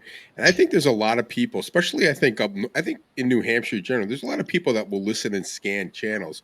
Yep. So maybe they're not licensed or anything, but maybe if you're putting out there, hey, emergency, we got in a car accident, we're stuck, we have no service. If anyone's hearing this, please call 911. This is our, as you're broadcasting out there, maybe someone might hear that. And then they could, follow the thing. Maybe you don't make the exact connection, but someone might be listening because anyone can listen to any frequency, right? You just can't broadcast on it. So that was another thing that just when you were saying that kind of came into my mind, like that might be a good idea too. Because I know that we do a daily net, and there's a lot of people that listen that never check into the net, but we know that there's a ton of people who listen to it. They just don't participate in it. So they're always listening. Yeah. Oh yeah. I think that, and I don't know who, I don't know if up there the rangers and stuff monitor if the repeaters or whatever. I mean, I have no idea. They probably there used to be a gentleman up there. He sadly a few years ago passed away. And he had, if you looked at his house was his ham shack. He had tarps outside covering radios he never used anymore. He probably had one room or half his entire house was the radio. Right. He had a 60-foot tower. He had everything you could dream of. Yeah, he had every antenna you could ever want. And then some. So the one of the things that I'm taking from this, and I'm a military veteran, was Marines and Army Guard. Thank you I for your loved service. Oh, no thanks is needed. I loved it. I loved every aspect of it. I got a lot of fantastic training in, in everything, land nav and medical and so on. You guys were so lucky that, one, you had the skills, two, you were prepared, but you're also practiced, right? And so anybody that is familiar with any type of survival situation or an emergency like that happens in the wild, if you're not practiced, then all of the knowledge that you've got goes out the window. Yes. And so it is so important that we get this out there to everybody watching or listening, right? That you guys got very, very lucky because you were prepared in as many aspects as you could be. But Yes. if you're not practiced and you're not utilizing those skills on a regular basis, they're not going to be there when you need them. Right. Definitely. Oh, I agree with you. The other thing too that I think saved us is, and we actually commented on our way home. Ben and I, we kept such a level head through the whole situation. We just focused on, this is where we're at. This is our next step. This is our next step. This is our next step. And we didn't even think about anything beyond the situation. We just focused on what our task was, keeping a level head and getting through it. Because when you panic, that's when mistakes happen. Especially, I mean, everything was ice. If we weren't focused on what we were doing, I could have ended up hurt. He could have ended up hurt worse. And I definitely agree. And there was one thing I wanted to touch upon, and you bring up a good point, Paul, is practice. And I think that if I wasn't volunteering with the MS Society, the Boston Marathon, all these public safety events, getting on the air, getting used to talking on the radio, being comfortable and confident in what I'm doing, I feel like if I wasn't doing that, I probably wouldn't have known, if I was even getting through. I mean, there are technicians that don't even know, like they key up the radio, they say their call sign, and they don't know to listen for that kerchunk on the repeater, that tail thing. And I feel like, I wish more people would help out with these public safety events because it's good practice. I mean, a lot of ham radio operators, every ham radio operator has a reason to be in ham radio. But I think that at the core, a lot of ham radio operators got into ham radio just to use it. I mean, there's so many technician operators I know that they got their technician and then it sits on a shelf. They don't use it. And then they think that one day when, SHTF, we ended up, they're going to be able to pick it up and it's going to work. But they're not. They'll just grab that Balfang and it'll be good to go. Yeah, exactly. Balfang UV5R. I can reach California with it. No, you can't. But barely reach your garage. Go home. But what I'd like to say is, I'd really like to encourage all hams. Find out what your local community is doing. It doesn't have to be helping out with these big, huge events. But most of these charity organizations that do the bike rides, they do the walks, they do all of that stuff, they're always looking for ham radio operators to help. And I've seen a huge decline in people wanting to help. We used to have 30 or 40 people helping out with the MS Society. Now we have 6. And it's just, do your part. Ham radio is a great hobby. I love it. It's the best thing. Now, after this whole thing happened and I went on Chronicle, I actually got some nasty hate. I got a lot of sad hams reaching out to me. We got videos on YouTube. We've got death letters, whole 9 yards. He just said it, Todd. He just said it. Sad hams. Any sad ham is going to lash out from their keyboard, and We had an Australian from Australia make a YouTube video stating they probably had a full tank in their car. Wow. The car was safely rigged to the other side of the road so they could stay in it. Jeez. They probably had some sort of food, and they probably starting the car for 15 minutes every so many hours could have stayed in it safely for a long time. The car was Ben. unsafe to even climb in or touch. Now, when we got a lot of this hate, it actually made me very disinterested in the hobby for a while. And I ended up We both ended up depressed. getting involved in some of the podcasts and listening to them, listening to the support that's out there. I did get some great letters of encouragement as well. But that video really kind of affected me. And the thing that bothered me the most is like they heard the 3-minute summary that the news put out there on New Hampshire Chronicle. You know, you guys got the whole story now. I was prepared. We had everything we needed. I'm an Eagle Scout. I've been trained. We've already gone over that. I practice my skills every other weekend. He practices his. I mean, I can tell you, have been more prepared than we were. I can tell you when that came out on Chronicle, or when it was going to come out, my mother called me because I was a New Ham. You got to check this out. They're going to talk about ham radio. She like watches Chronicle, I think, all the time.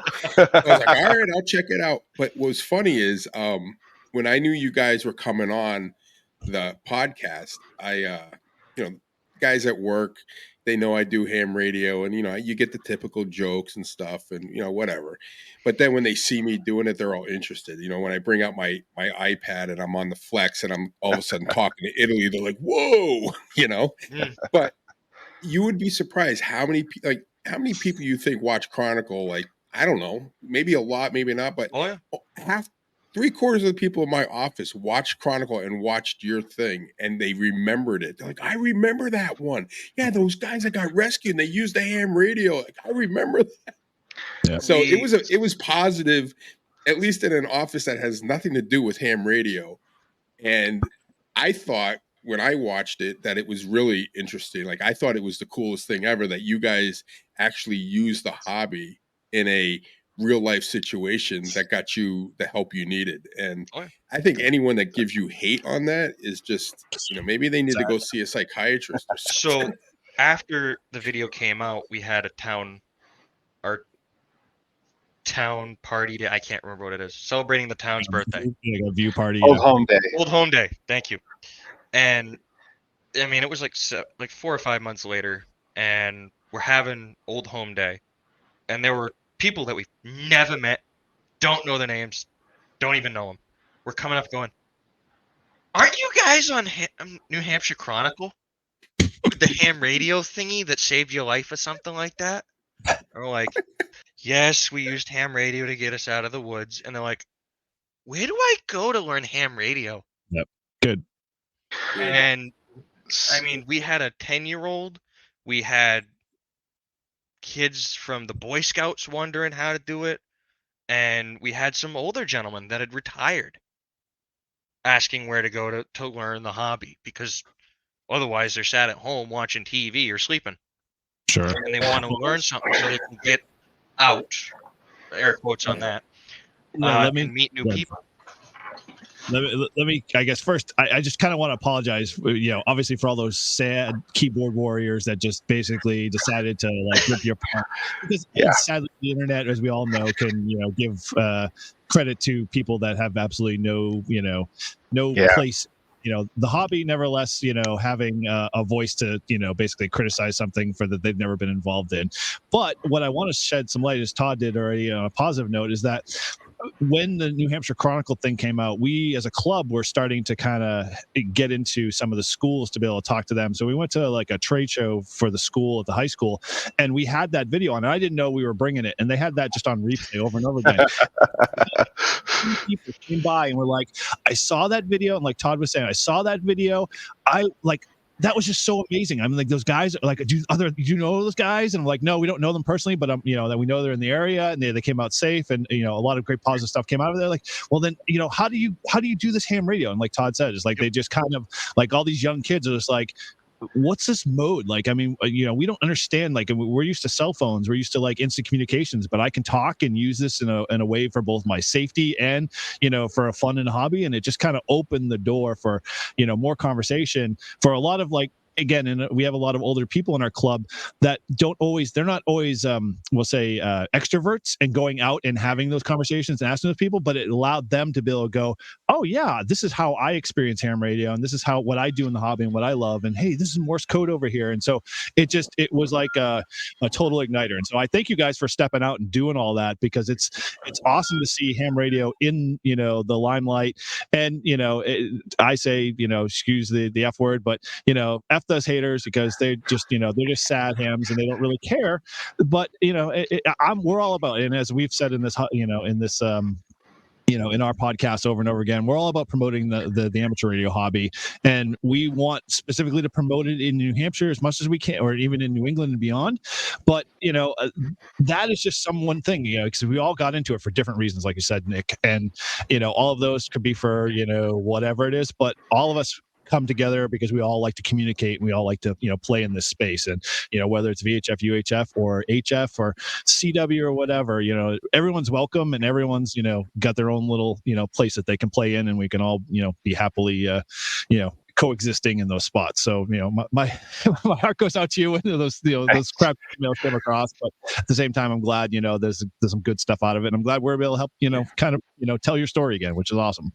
And that's sorry. Put it on the record straight, right? Like, Chronicle wasn't, they didn't, I did 40 minutes of interview. They put me on for 3 minutes, which is never, exactly. I'm sure they didn't get everything you wanted to get on there. But I do think that your hardship, this experience, positive, negative, I think it did help improve. It helped bring awareness to the hobby, that it's not just some old man's thing that is dying. Because what I tell people is, I said, listen, ham radio is the backup communication for everything. The space, airplanes, everything. If all shit breaks loose, you go right to the ham radio, right? And it always works, right? I think I have a shirt that says that, like, when all else fails, ham radio works, or something like that.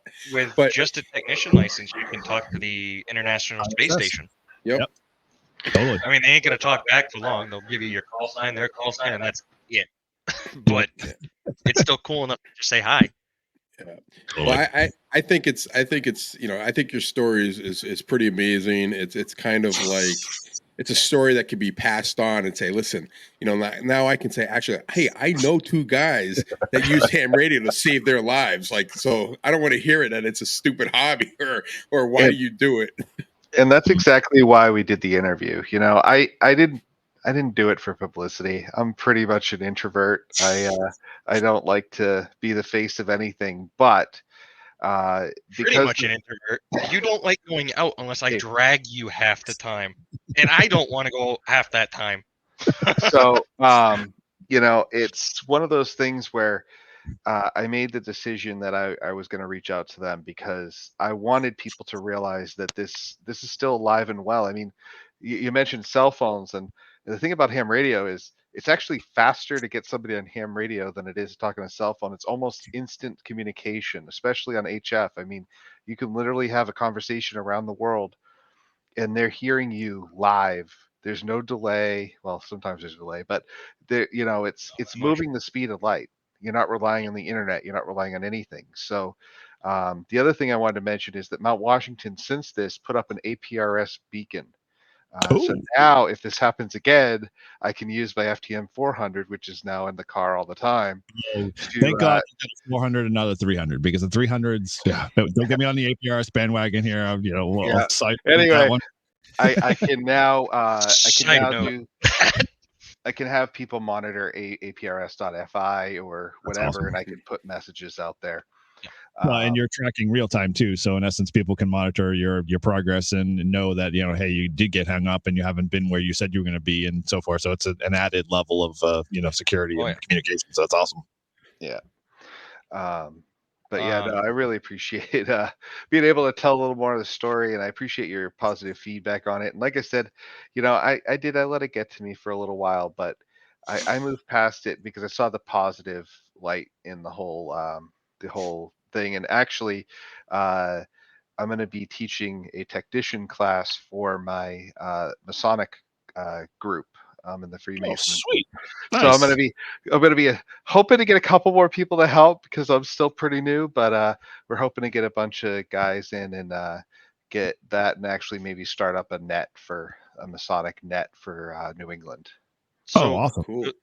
the bigger reason, and I think Nick will agree with me on this, is yes, we weren't going in for publicity with New Hampshire Chronicle, but coming out of the whole thing, it going on TV and being seen, if we could get, I don't care if it was just one new ham out of it that joined the hobby because they went, oh, I go into an area where there's typically not cell phone service. There's no GPS. There's nothing. I cannot rely on anything.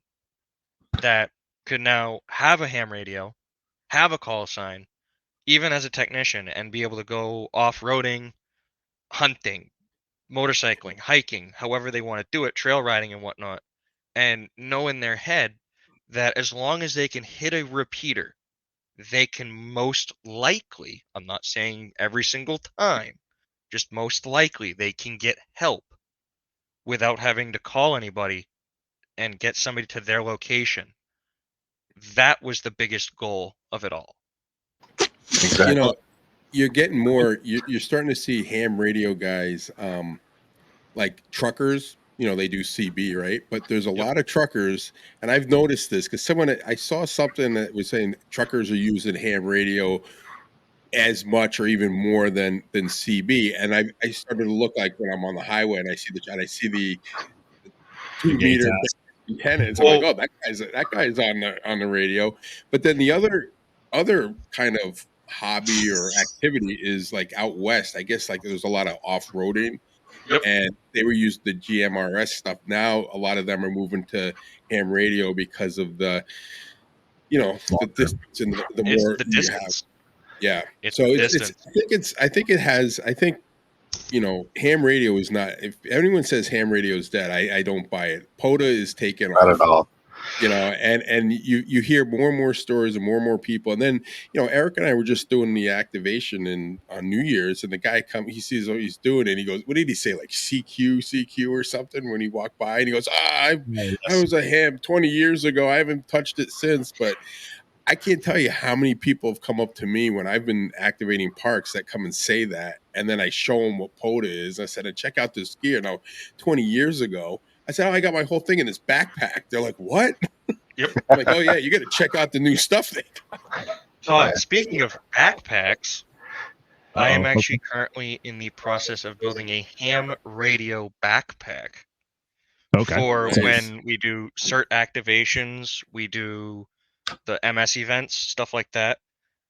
Nick can probably just drop me off with my ham radio backpack. I throw up the mast or whatever I need, and I can sit there with my radio and play. Yep. Right. A lot of people think when you're at like events helping out, like I'm going to use the Boston Marathon for an example here. They think a lot of the time, a lot of hams go and it's work. Yes, that's involved, but most likely, yeah, then you're just going to chat with somebody and explain to them why you're there. You're more like, that's how a lot of people that I know that have gotten into ham. I'm going to use KC1 KC1. I can't remember his call sign now. It's okay. Jared. He's out of Epping. He's another ham. I chat with him every morning on my way to work, and I chat with him in the afternoon on my way home. I talked to another guy, Dan. His call sign is AK1X, and we'll be chatting all the time, and they got into it because they met guys doing POTAs and sodas and at events helping out and stuff like that. All it takes is somebody literally looking at you going, why do you have that radio? And why are you saying like 2 letters a number and then 3 more letters? What's going on? Why are you doing that? And that's how people find out about ham and get into the hobby then at that point. It's as simple as that. All it takes is that one question of curiosity, and we get another ham. It's as simple as that. I think you definitely crossed your goal off there, Ben, for the first time of getting one ham after the New Hampshire Chronicle. It obviously was you, but you know, I love the fact that you guys are just like pressing in so hard to be able to just like say, yeah, you kind of subscribe to the same stuff that a lot of us do on the podcast here. Is that, you know, we're passionate about ham radio, and we know the value of it, and we know what it can, you know, provide for benefits.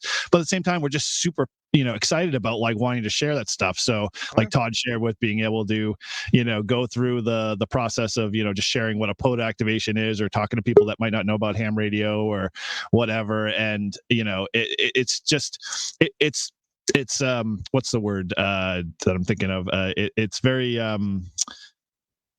can't think of the word I'm trying to think of. You're just super overexcited about the process, and so you know, I love the fact that you guys are just starting technician classes in your local area, and just, you know, drawing people from your, you know, your churches and your places of worship and all of the other places, just to bring them in and just, you know, give them the experience, you know, and you know, hopefully, you know, if there's other stuff that, you know, we can help out as a, you know, community and you know, get you know, you guys whatever you might need to be able to keep those people going, because I think that's the biggest thing is like once you get into ham radio, you get your ticket, the biggest thing always happens like, well, what do I do now?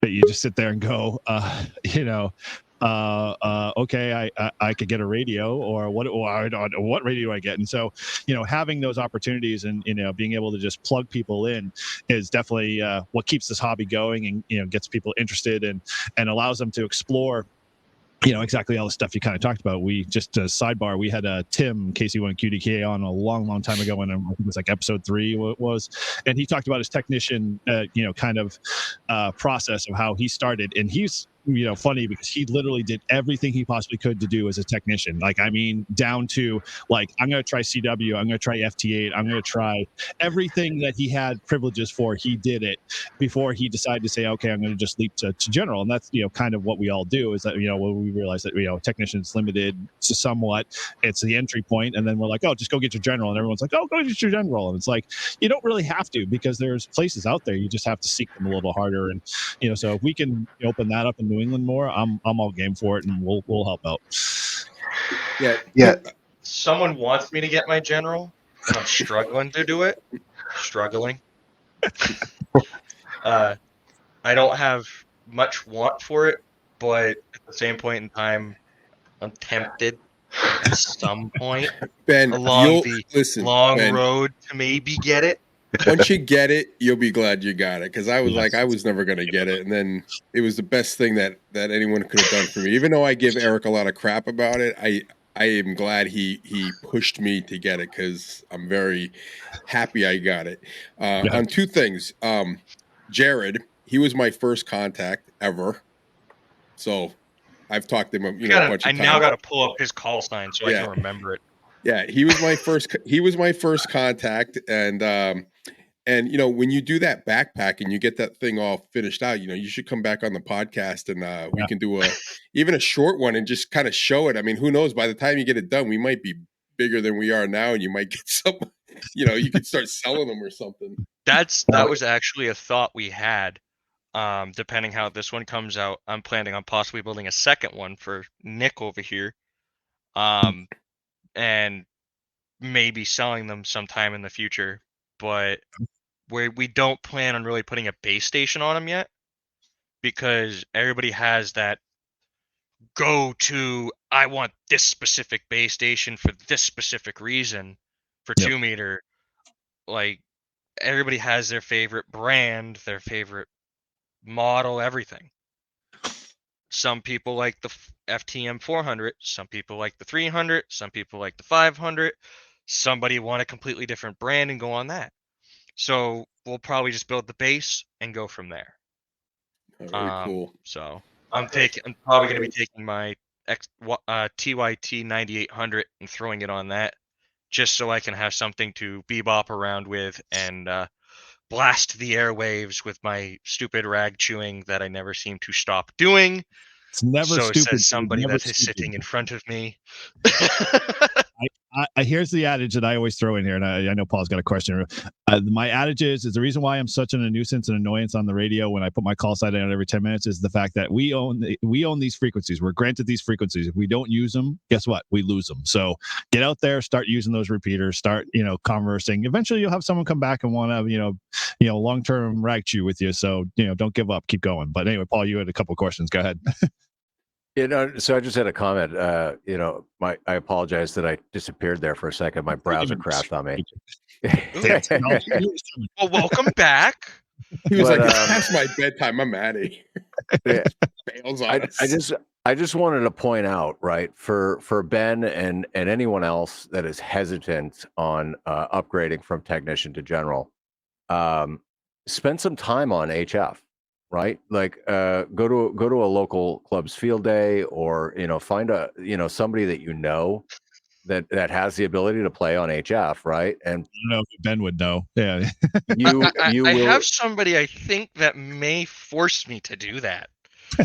Well, you don't even need to be forced. His call sign is very, very different from mine. If you play around on HF, you will catch the bug. And I was very happy being a general. But then I started seeing these DX stations that were just outside of where I could get them. And I said, well, in addition to the extra band privileges, one of the first things I did as a general was I signed up to be a VE.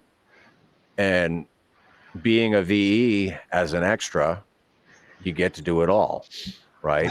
So, find what interests you, find what makes you happy, but just experiment and try it, because you never know what you're going to like. What I found most interesting is 10 meter and 6 meter for doing podas and stuff, because you can't really get far, air quotes on that, but it's still fun to activate. Yeah, I mean, 100%. I plan on learning CW at some point in the hopeful near future, so that I can get on some of those general waves, hint, hint, and maybe be doing some CW for making some contacts. Very cool. You can do CW as a technician. Yes. Also, back to Todd. Jared's call sign, I just pulled it up. KC1 LTR. KB1. KB1 LTR. Yeah. Sorry. He runs a net, the saddleback repeater. I don't know if you guys could probably reach that. You're at. So he does a net on, I think is it Sundays? And I used to get on that a lot, but I run our net typically on Sundays, and then we also record our podcast on Sundays. So I haven't really been on there. I used to go on it all the time, but yeah, he's on there a lot. He runs it, I'd say 50% of the time. So I wanted to mention, actually, so I got my general in August of that year, as we mentioned earlier, but I actually didn't key up HF radio for a long time. I had a huge mic shy. I was net control operator, all that stuff on VHF, UHF. Get me in front of an HF rig, and I was so out of my element. Mm-hmm. Moto will fix that. Well, yeah, actually, so I ended up down. I was working an event the same day as Field Day down in for the MS Society. Well, the event got rained out because if you remember, it was rainy this field day. Oh, okay. Yeah, just for a reference, the event was on the Cape. Yes. So we were all the way down at the Cape, and I ended up driving all the way back to Port City, which we were holding it in Stratham, at Stratham Hill. And I ended up getting there and chatting with W1 ENR, and he ended up getting me on the what is it called? There's a GOTA station, right? Get on the air. Yeah, he got me on the GOTA station, and I made my first 2 contacts, and both of them were DX contacts. Wow. And, nice. A nice hex beam, I'm on the wait list for one of those. I don't know if you guys are, but I got one. Todd has an experience of blowing his finals and still using that hex beam to be able to make contacts, overseas for them before he realized. I made 4 contacts before we realized. I'm like, how come these guys aren't calling me back? I blew my So- finals on my radio and made 4 contacts. Not because So of we the were antenna. actually up in Pittsburgh at Lake Francis activating the Lake Francis State Park. Well, Nick was. And Love Lake Francis. we made a contact. The gentleman was in Italy at a park in Italy. So we were doing a park to park, and that was a contact we made. Awesome. Yeah, so I've gotten into POTA. I mean, I'm definitely not into it like you guys are. I mean, I'm not going for a kilo anytime soon. I get my 10 contacts and I pack up. But you mentioned Bear Brook State Park, and that's one of the places I go all the time. So Oh, love So- that we part. might run into each other there. So Nick, we're gonna be doing a 24-hour activation at Greenfield, or is it Yeah, Greenfield State Park. Okay. We're gonna use our club call sign. We're gonna set up camp, get a couple campers or whatever, and we're gonna try to run a 24-hour activation, kind of like a field day, but park. Yeah. And we're gonna have different people, like, anyone wants to come can get on there, and Ben, if you're still a technician, it's our call sign, so as long as one of us is sitting near you, you're good to go, right? But it's I've got something another call sign too. Yeah. Well, Yeah. I don't think it's ever been done like Okay. a field day. So we'll see how it goes. But you guys are more than welcome to come. It's not too far from where you're at. And Well, add me to the email list for sure. okay, Yeah, we will we'll definitely do do it. that. Add him. He'll just tell me about it, and I'll tell you what we'll you can end up do. there at some point. Yeah, and I'm going. That's I'm how a actually, lot of these events work. He typically gets all the emails, and then magically I'm signed up for stuff. I'm As a actually, secondary. I'm actually working on my extra too, so I'm hoping to get that done. Well, so- See, now I gotta see. Well, maybe we should Yeah. hook up and we can tell me I how you're highly- doing it. I highly recommend New England SciTech. Okay. What's that? It's actually a school, and they teach ham radio. That's how I got my general. Okay. And that's how I'm getting my extra. And Bob runs it. I forget his call sign. And I think it's literally KC1 BOB. no, I thought. no, No? it's K5 TEC, I think. Anyway, it's down in Massachusetts, but they do it on Zoom. And he just goes through and he actually explains this stuff to you, so you actually understand a little bit of what the question's asking before you go in. So I highly recommend them if you're struggling. I mean, I'm a hamstudy.org kind of guy, but Yeah, that's for the tech, I needed a little more of an explanation because it's a little bit out there, especially the theories on the antennas and stuff. So yeah. Well, go ahead, Paul. Todd. Yeah, that's awesome. I mean, definitely. I want to, if you don't mind, sending me an email or something with the info on that, because I'd probably look into that. And I use that ham app, that hamstudy.org. And what I liked about that is that it'll tell you in that little icon what it's all about. I'm also got one of the how to get your extra, but it's like a audio book. Yep. So I know it's Fast kind of track. crazy, like. Yeah, fast track, right. Yeah, so I listen use to that that, right? I listen to that all the time in the car. I'm driving, and my kid's like, "Can we listen to something else?" Oh, That's see, him. no, I'm not the popular dad that's when me. I'm not when I'm cranking that. But it's like you get your technician. I just That's need what to have stuff like I'm a hands-on learner, so like I always suck too. at tests. But if I hear it over and over again and I see it, I'll remember it. So I haven't really dived into it. Like Eric gave me like literally like 3 weeks, and he goes, "You're getting your general. We're going down to Marlboro." You were studying a month and a half before that, so don't like Yeah, make but you I wasn't really studying. I just said I was like looking at it. Ham Expo. You have to get it then. Yeah, So and then I got my technician was I used hamstudy.org, Yep. and I used the practice version. I didn't use the test section. So it only populated one question at a time. And if I did it any other way, I couldn't get it.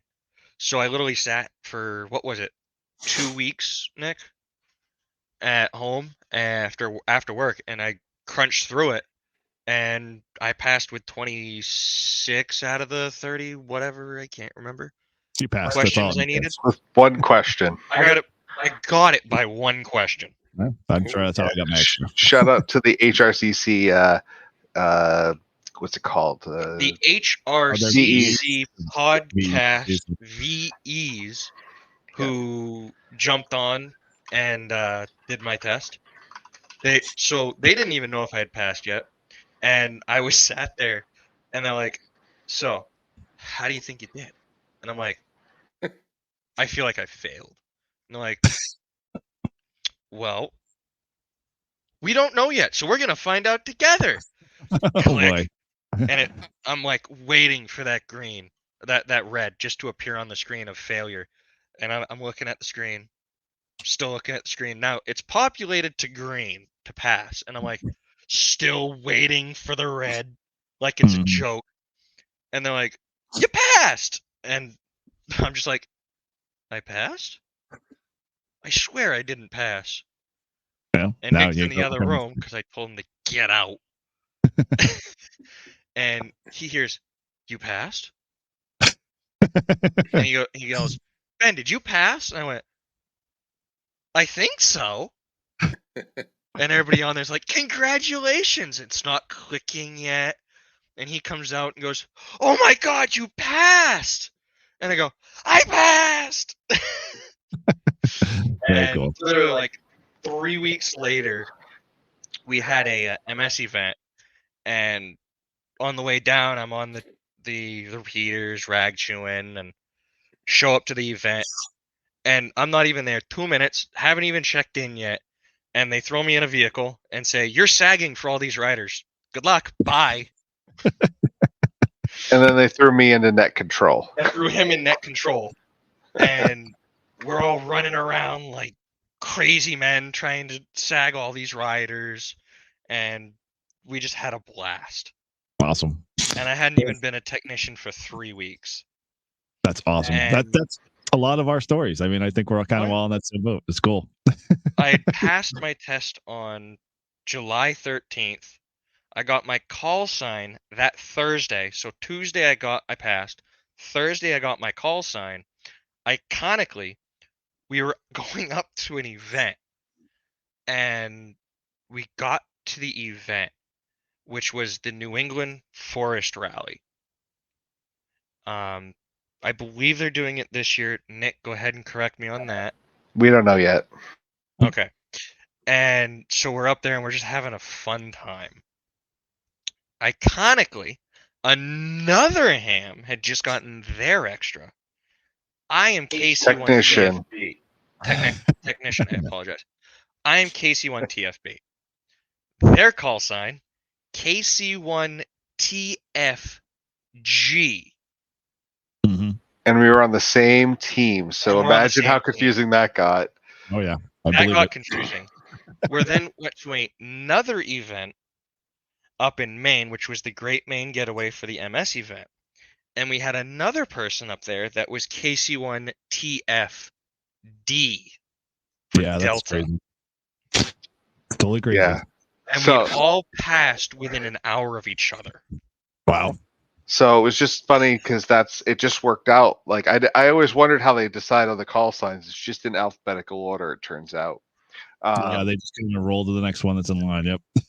Yeah, and our lovely leader for our team came up with some very interesting nicknames for everybody's call signs. I'm not going to get into that, but it was. Let's just say it was Thank Buddha.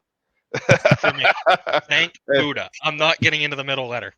Yeah. Anyway, it was pretty funny. Funny. Yeah. It was hilarious when he tried doing it over the air. Oh, I can imagine. Everybody yelled at him. So let's kind of circle. Like, obviously, we could go too crazy. We aren't the Ham Radio Workbench podcast where we go 4 hours long. So this is definitely the conversation. So, Nick, you got a couple of things you've been kind of working on. Obviously, you got into CERT and doing a lot of that more kind of from this whole story and whatnot. So, kind of what's going on with that, and you share a little bit about that. I mean, it sounds like some interesting stuff that kind of led you down that road. Yeah, so I've always been big in community involvement. My father is a firefighter, my grandfather's a firefighter, my brother's a firefighter. So I've always been surrounded by first responders, and I wanted to be a police officer. Just and never worked out. Mhm. So when I heard about the CERT team, I figured it was right up my alley. And so we joined it, and it took a little while to get things through. Then when I got my ham radio license, I jumped in head first, like I do everything, and I ended up becoming the appointed communications director for our team. Because he jumps in head first into everything. And so I proceeded to redevelop our whole thing. We're set up with FL Digi now. We're set up with APRS.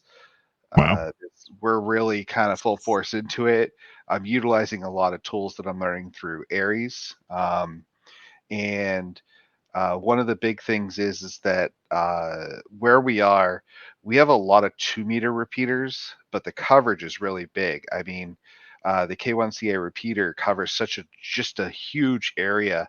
And so if there was an actual emergency that we had to activate statewide, the amount of people that are going to try to be on that repeater, it's going to be just clogged up.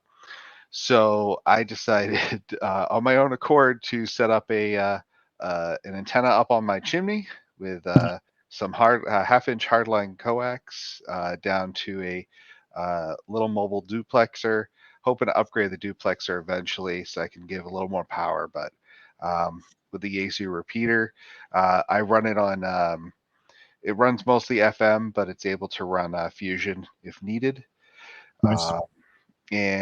So I really got that going. The other thing is that I'm actually helping out the CERT at a state level now. So there's going to be an exercise. I can't get into it a whole lot, but I'm going to be helping out with the communications aspect of that exercise. Oh, very cool. So it's a really big thing for me. I've enjoyed it, and that's the CERT team. No, yeah, Todd can contest that. We are always kind of looking for the same thing within our local clubs to kind of expand and start building repeaters, and that is an animal that we have not all kind of fully delved into yet, and I'm sure you're probably learning a lot very fast. And as I hear from our trustee that currently manages our repeater, that tuning cans and that whole ordeal is a creative art and skill that you have to have, and the right equipment. So I guarantee that whatever bench you have now, just add an extra 10 more feet, because you're going to need a lot more equipment down the road to get where you want to be. He doesn't have that space. Well, yeah. Nor will he ever have that space. Well, you never say I will never. take his wallet and I will put it in a very low, short area because he's tall. But Don't get it. one thing I'll say is that a member of my club, he's very well known. He is a tower climber. Oh, that's K1. Chris. Yeah, Chris. Okay, yeah, big. Yep. He actually put Ryan's towers up, so Ryan could share stories with you. He's actually helping me with the tuning and getting it on the air. Very cool. Yeah, he's a great guy. From what I understand, his knowledge is huge. He's a good contester too. So huge asset to our ham radio community in New Hampshire and Maine. He's helping rebuild a repeater network up in Maine that the ham radio who ran it became a silent key last year, and okay. And they have a whole series of repeaters that are all linked up in Maine. Really? Because I vacation up there a lot, and you'd think I would I look up the repeater directory, and I talk to more people on 5.2 in Maine than I talk to anybody on a repeater. It's kind of crazy because once you cross over that border, it's where did they all go? There's nobody. I can't hear repeaters, can't hear machines. Are they all DMR? Are they all regular straight FM repeaters, or what's the network? I think they're all Fusion now, but they used to be FM linked. That's probably why. Okay. And but it's a pretty big group. It's at least 6 repeaters that are all linked. The first one's in York. Okay. Oh wow. Well, I'm not that far away from that. Okay, cool. I'll have to look that one up. Yeah. Cool. So definitely, I recommend too to any hams getting out there is go to the field day. Even if you're not part of the club, find a local club holding a field day, because you'd be surprised of who is a ham. there's people that I've known for a long time that I didn't know was a ham that showed up to field day, and I was like, oh wow. So or more so, the people you actually talk on the repeater that you never ever get to see their face, you will see them on field yeah. day. that too. Even if you're not a ham and you hear about a field day and you just listen to like podcasts, Mhm. go out, meet the community, because who knows? Yep. You may just show up and chat, have a burger, and hang out, and they may throw you on the air if they allow that Well, and go let to you the make a station. couple contacts. But at the same point in time, you may get interested in maybe try and join and be even a technician. Yep. And Yeah, then bust your butt up to general and then extra to be like Eric and what Nick wants to be, Paul. and always want to do more with everything and go deeper down the rabbit hole. Well, that's why Ham we do it, radio. right? As Nick said, confessed, he doesn't do anything, half-heartedly. He'll just dive right in, and I'm sure all of us at some level have either dove into other people's wallets to help them spend their money. Todd. And we'll see where we kind of go with that. But yeah, I second, and we probably all second, because I mean that's kind of how we all met through our field days and just getting together. And we love our field days in our club because we're very much use it as a way to just hang out. And Paul and I love doing it because like we'll camp out on that Friday night when most people are like, oh, I've done setup, and they'll go home. We'll be there hanging out, and we'll just be having a couple of beers, playing with the HF radio, having steaks, just shooting the breeze, enjoying each other's company and hanging out. And that's just as important as making contacts on, HF and playing with radios and whatnot, because that just, cements, the hobby that much better. And you build some really great relationships. So, I'm all for stuff like that. And, including as many people as you can in the process. So it's very cool. Cool. All right. Well, any last kind of final things you guys want to throw in there to add? Because I think we covered definitely a lot and awesome stuff. And I'm glad we were able to get your story out there and educate more people on that and whatnot. But any last kind of things you want to throw into the ring there? Yeah, I just wanted to say thank you so much for having us on. I really appreciate it. It was great to meet all of you guys virtually. Hopefully, we get to meet up sometime in the local community. I appreciate everything you do for the hobby. Keeping it alive, getting the word out there. It means a lot to me as a ham. You guys do a great job, and I'm really honored that you asked me to be on the show. And thank you so much. I had a lot of fun, and it was funny because we ran it like nice and long, and I wasn't expecting that. And it's been a lot of fun. I've enjoyed chatting with you guys. Well, Well, you made it easy, and I'd have to say that I don't. We could go on for several more hours for sure, no problem. And it's like we just like to have fun and hang out and talk about ham radio. So you don't feel like you beat the record, although you will be forever and encased as the first podcast for us that went over our usual hour. So you have that honor. We apologize to all the listeners that schedule this to be an hour. And plan around that hour. Plan for this to be a little longer than that. If folks that listen a while. to Ham Radio podcast, the Ham Radio Workbench podcast, they measure their podcasts in a lawn mowing acreage. So if anything, we're probably not ever touch that, but I still had fun, and I'm glad you guys definitely came on. And thank you for reaching back out to us and sharing your story, because I learned a lot, and it filled in a lot of the blanks, and it just made it that much more reassuring that we've got some really great faces for ham radio, and that they're promoting the hobby and just making it available for everybody to get involved that wants to get involved. So with that, Todd, Paul, you want to throw anything in the ring? Yeah, you guys, just thanks for coming out and doing this with us. It's great. In the future, if you get something else that you want to talk to, reach out to us. We'd be glad to have you back. It's been a lot of fun, and I really got a better perspective from the Chronicle to talking with you guys tonight on what really happened and some of the ins and outs that you didn't get really in Chronicle. So this was good for me. I actually like it. I appreciate it even more than I did when I saw it on Chronicle. So thanks for joining us tonight, and it's much appreciated. Cool. Yeah, it's absolutely it's been a pleasure getting to know you guys. you see a news clip and you get that quick take, but to truly understand what happened and who it was that it was happening to, and what the situation was, is truly a remarkable story, and I hope that other people that are taking some positive advice and learning how to better be prepared themselves. Absolutely. And when you guys do eventually figure out your man packs, I'm definitely interested in that. So Yeah, I look forward to talking to you guys in the future. Yeah, definitely. I'm all game for that. Cool. All right. I agree with real quick. I agree with you, Todd. You always get that like sliver of information on the news, Right. but in reality, we've gone 2 hours ish probably into this. Yeah, you could have had a whole month on Chronicle, right? It's like 2 hours worth of information that they tried to fit into 3 minutes. Right. Yeah. Never good. Really work. Awesome. Cool. All right. Well, I'll wrap things up. As always, like I said, thank you for joining the Live Free and Ham podcast. Remember, if you haven't subscribed yet, you obviously are missing out on a lot of great stuff. This is obviously a perfect example of that. So make sure you subscribe or smash that like button and subscribe to our podcast if you haven't already.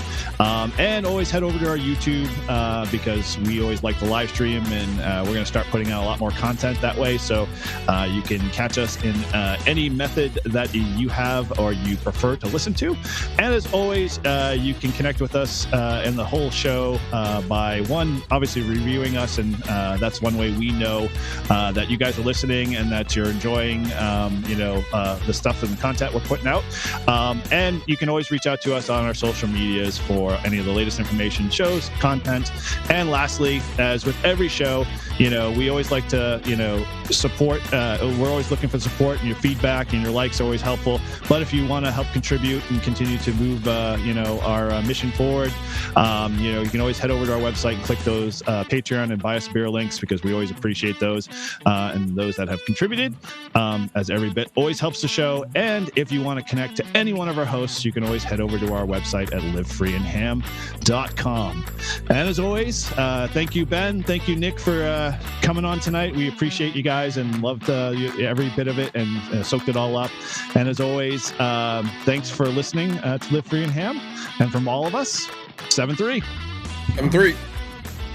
Live free. Live free. That is our next 7-3, guys.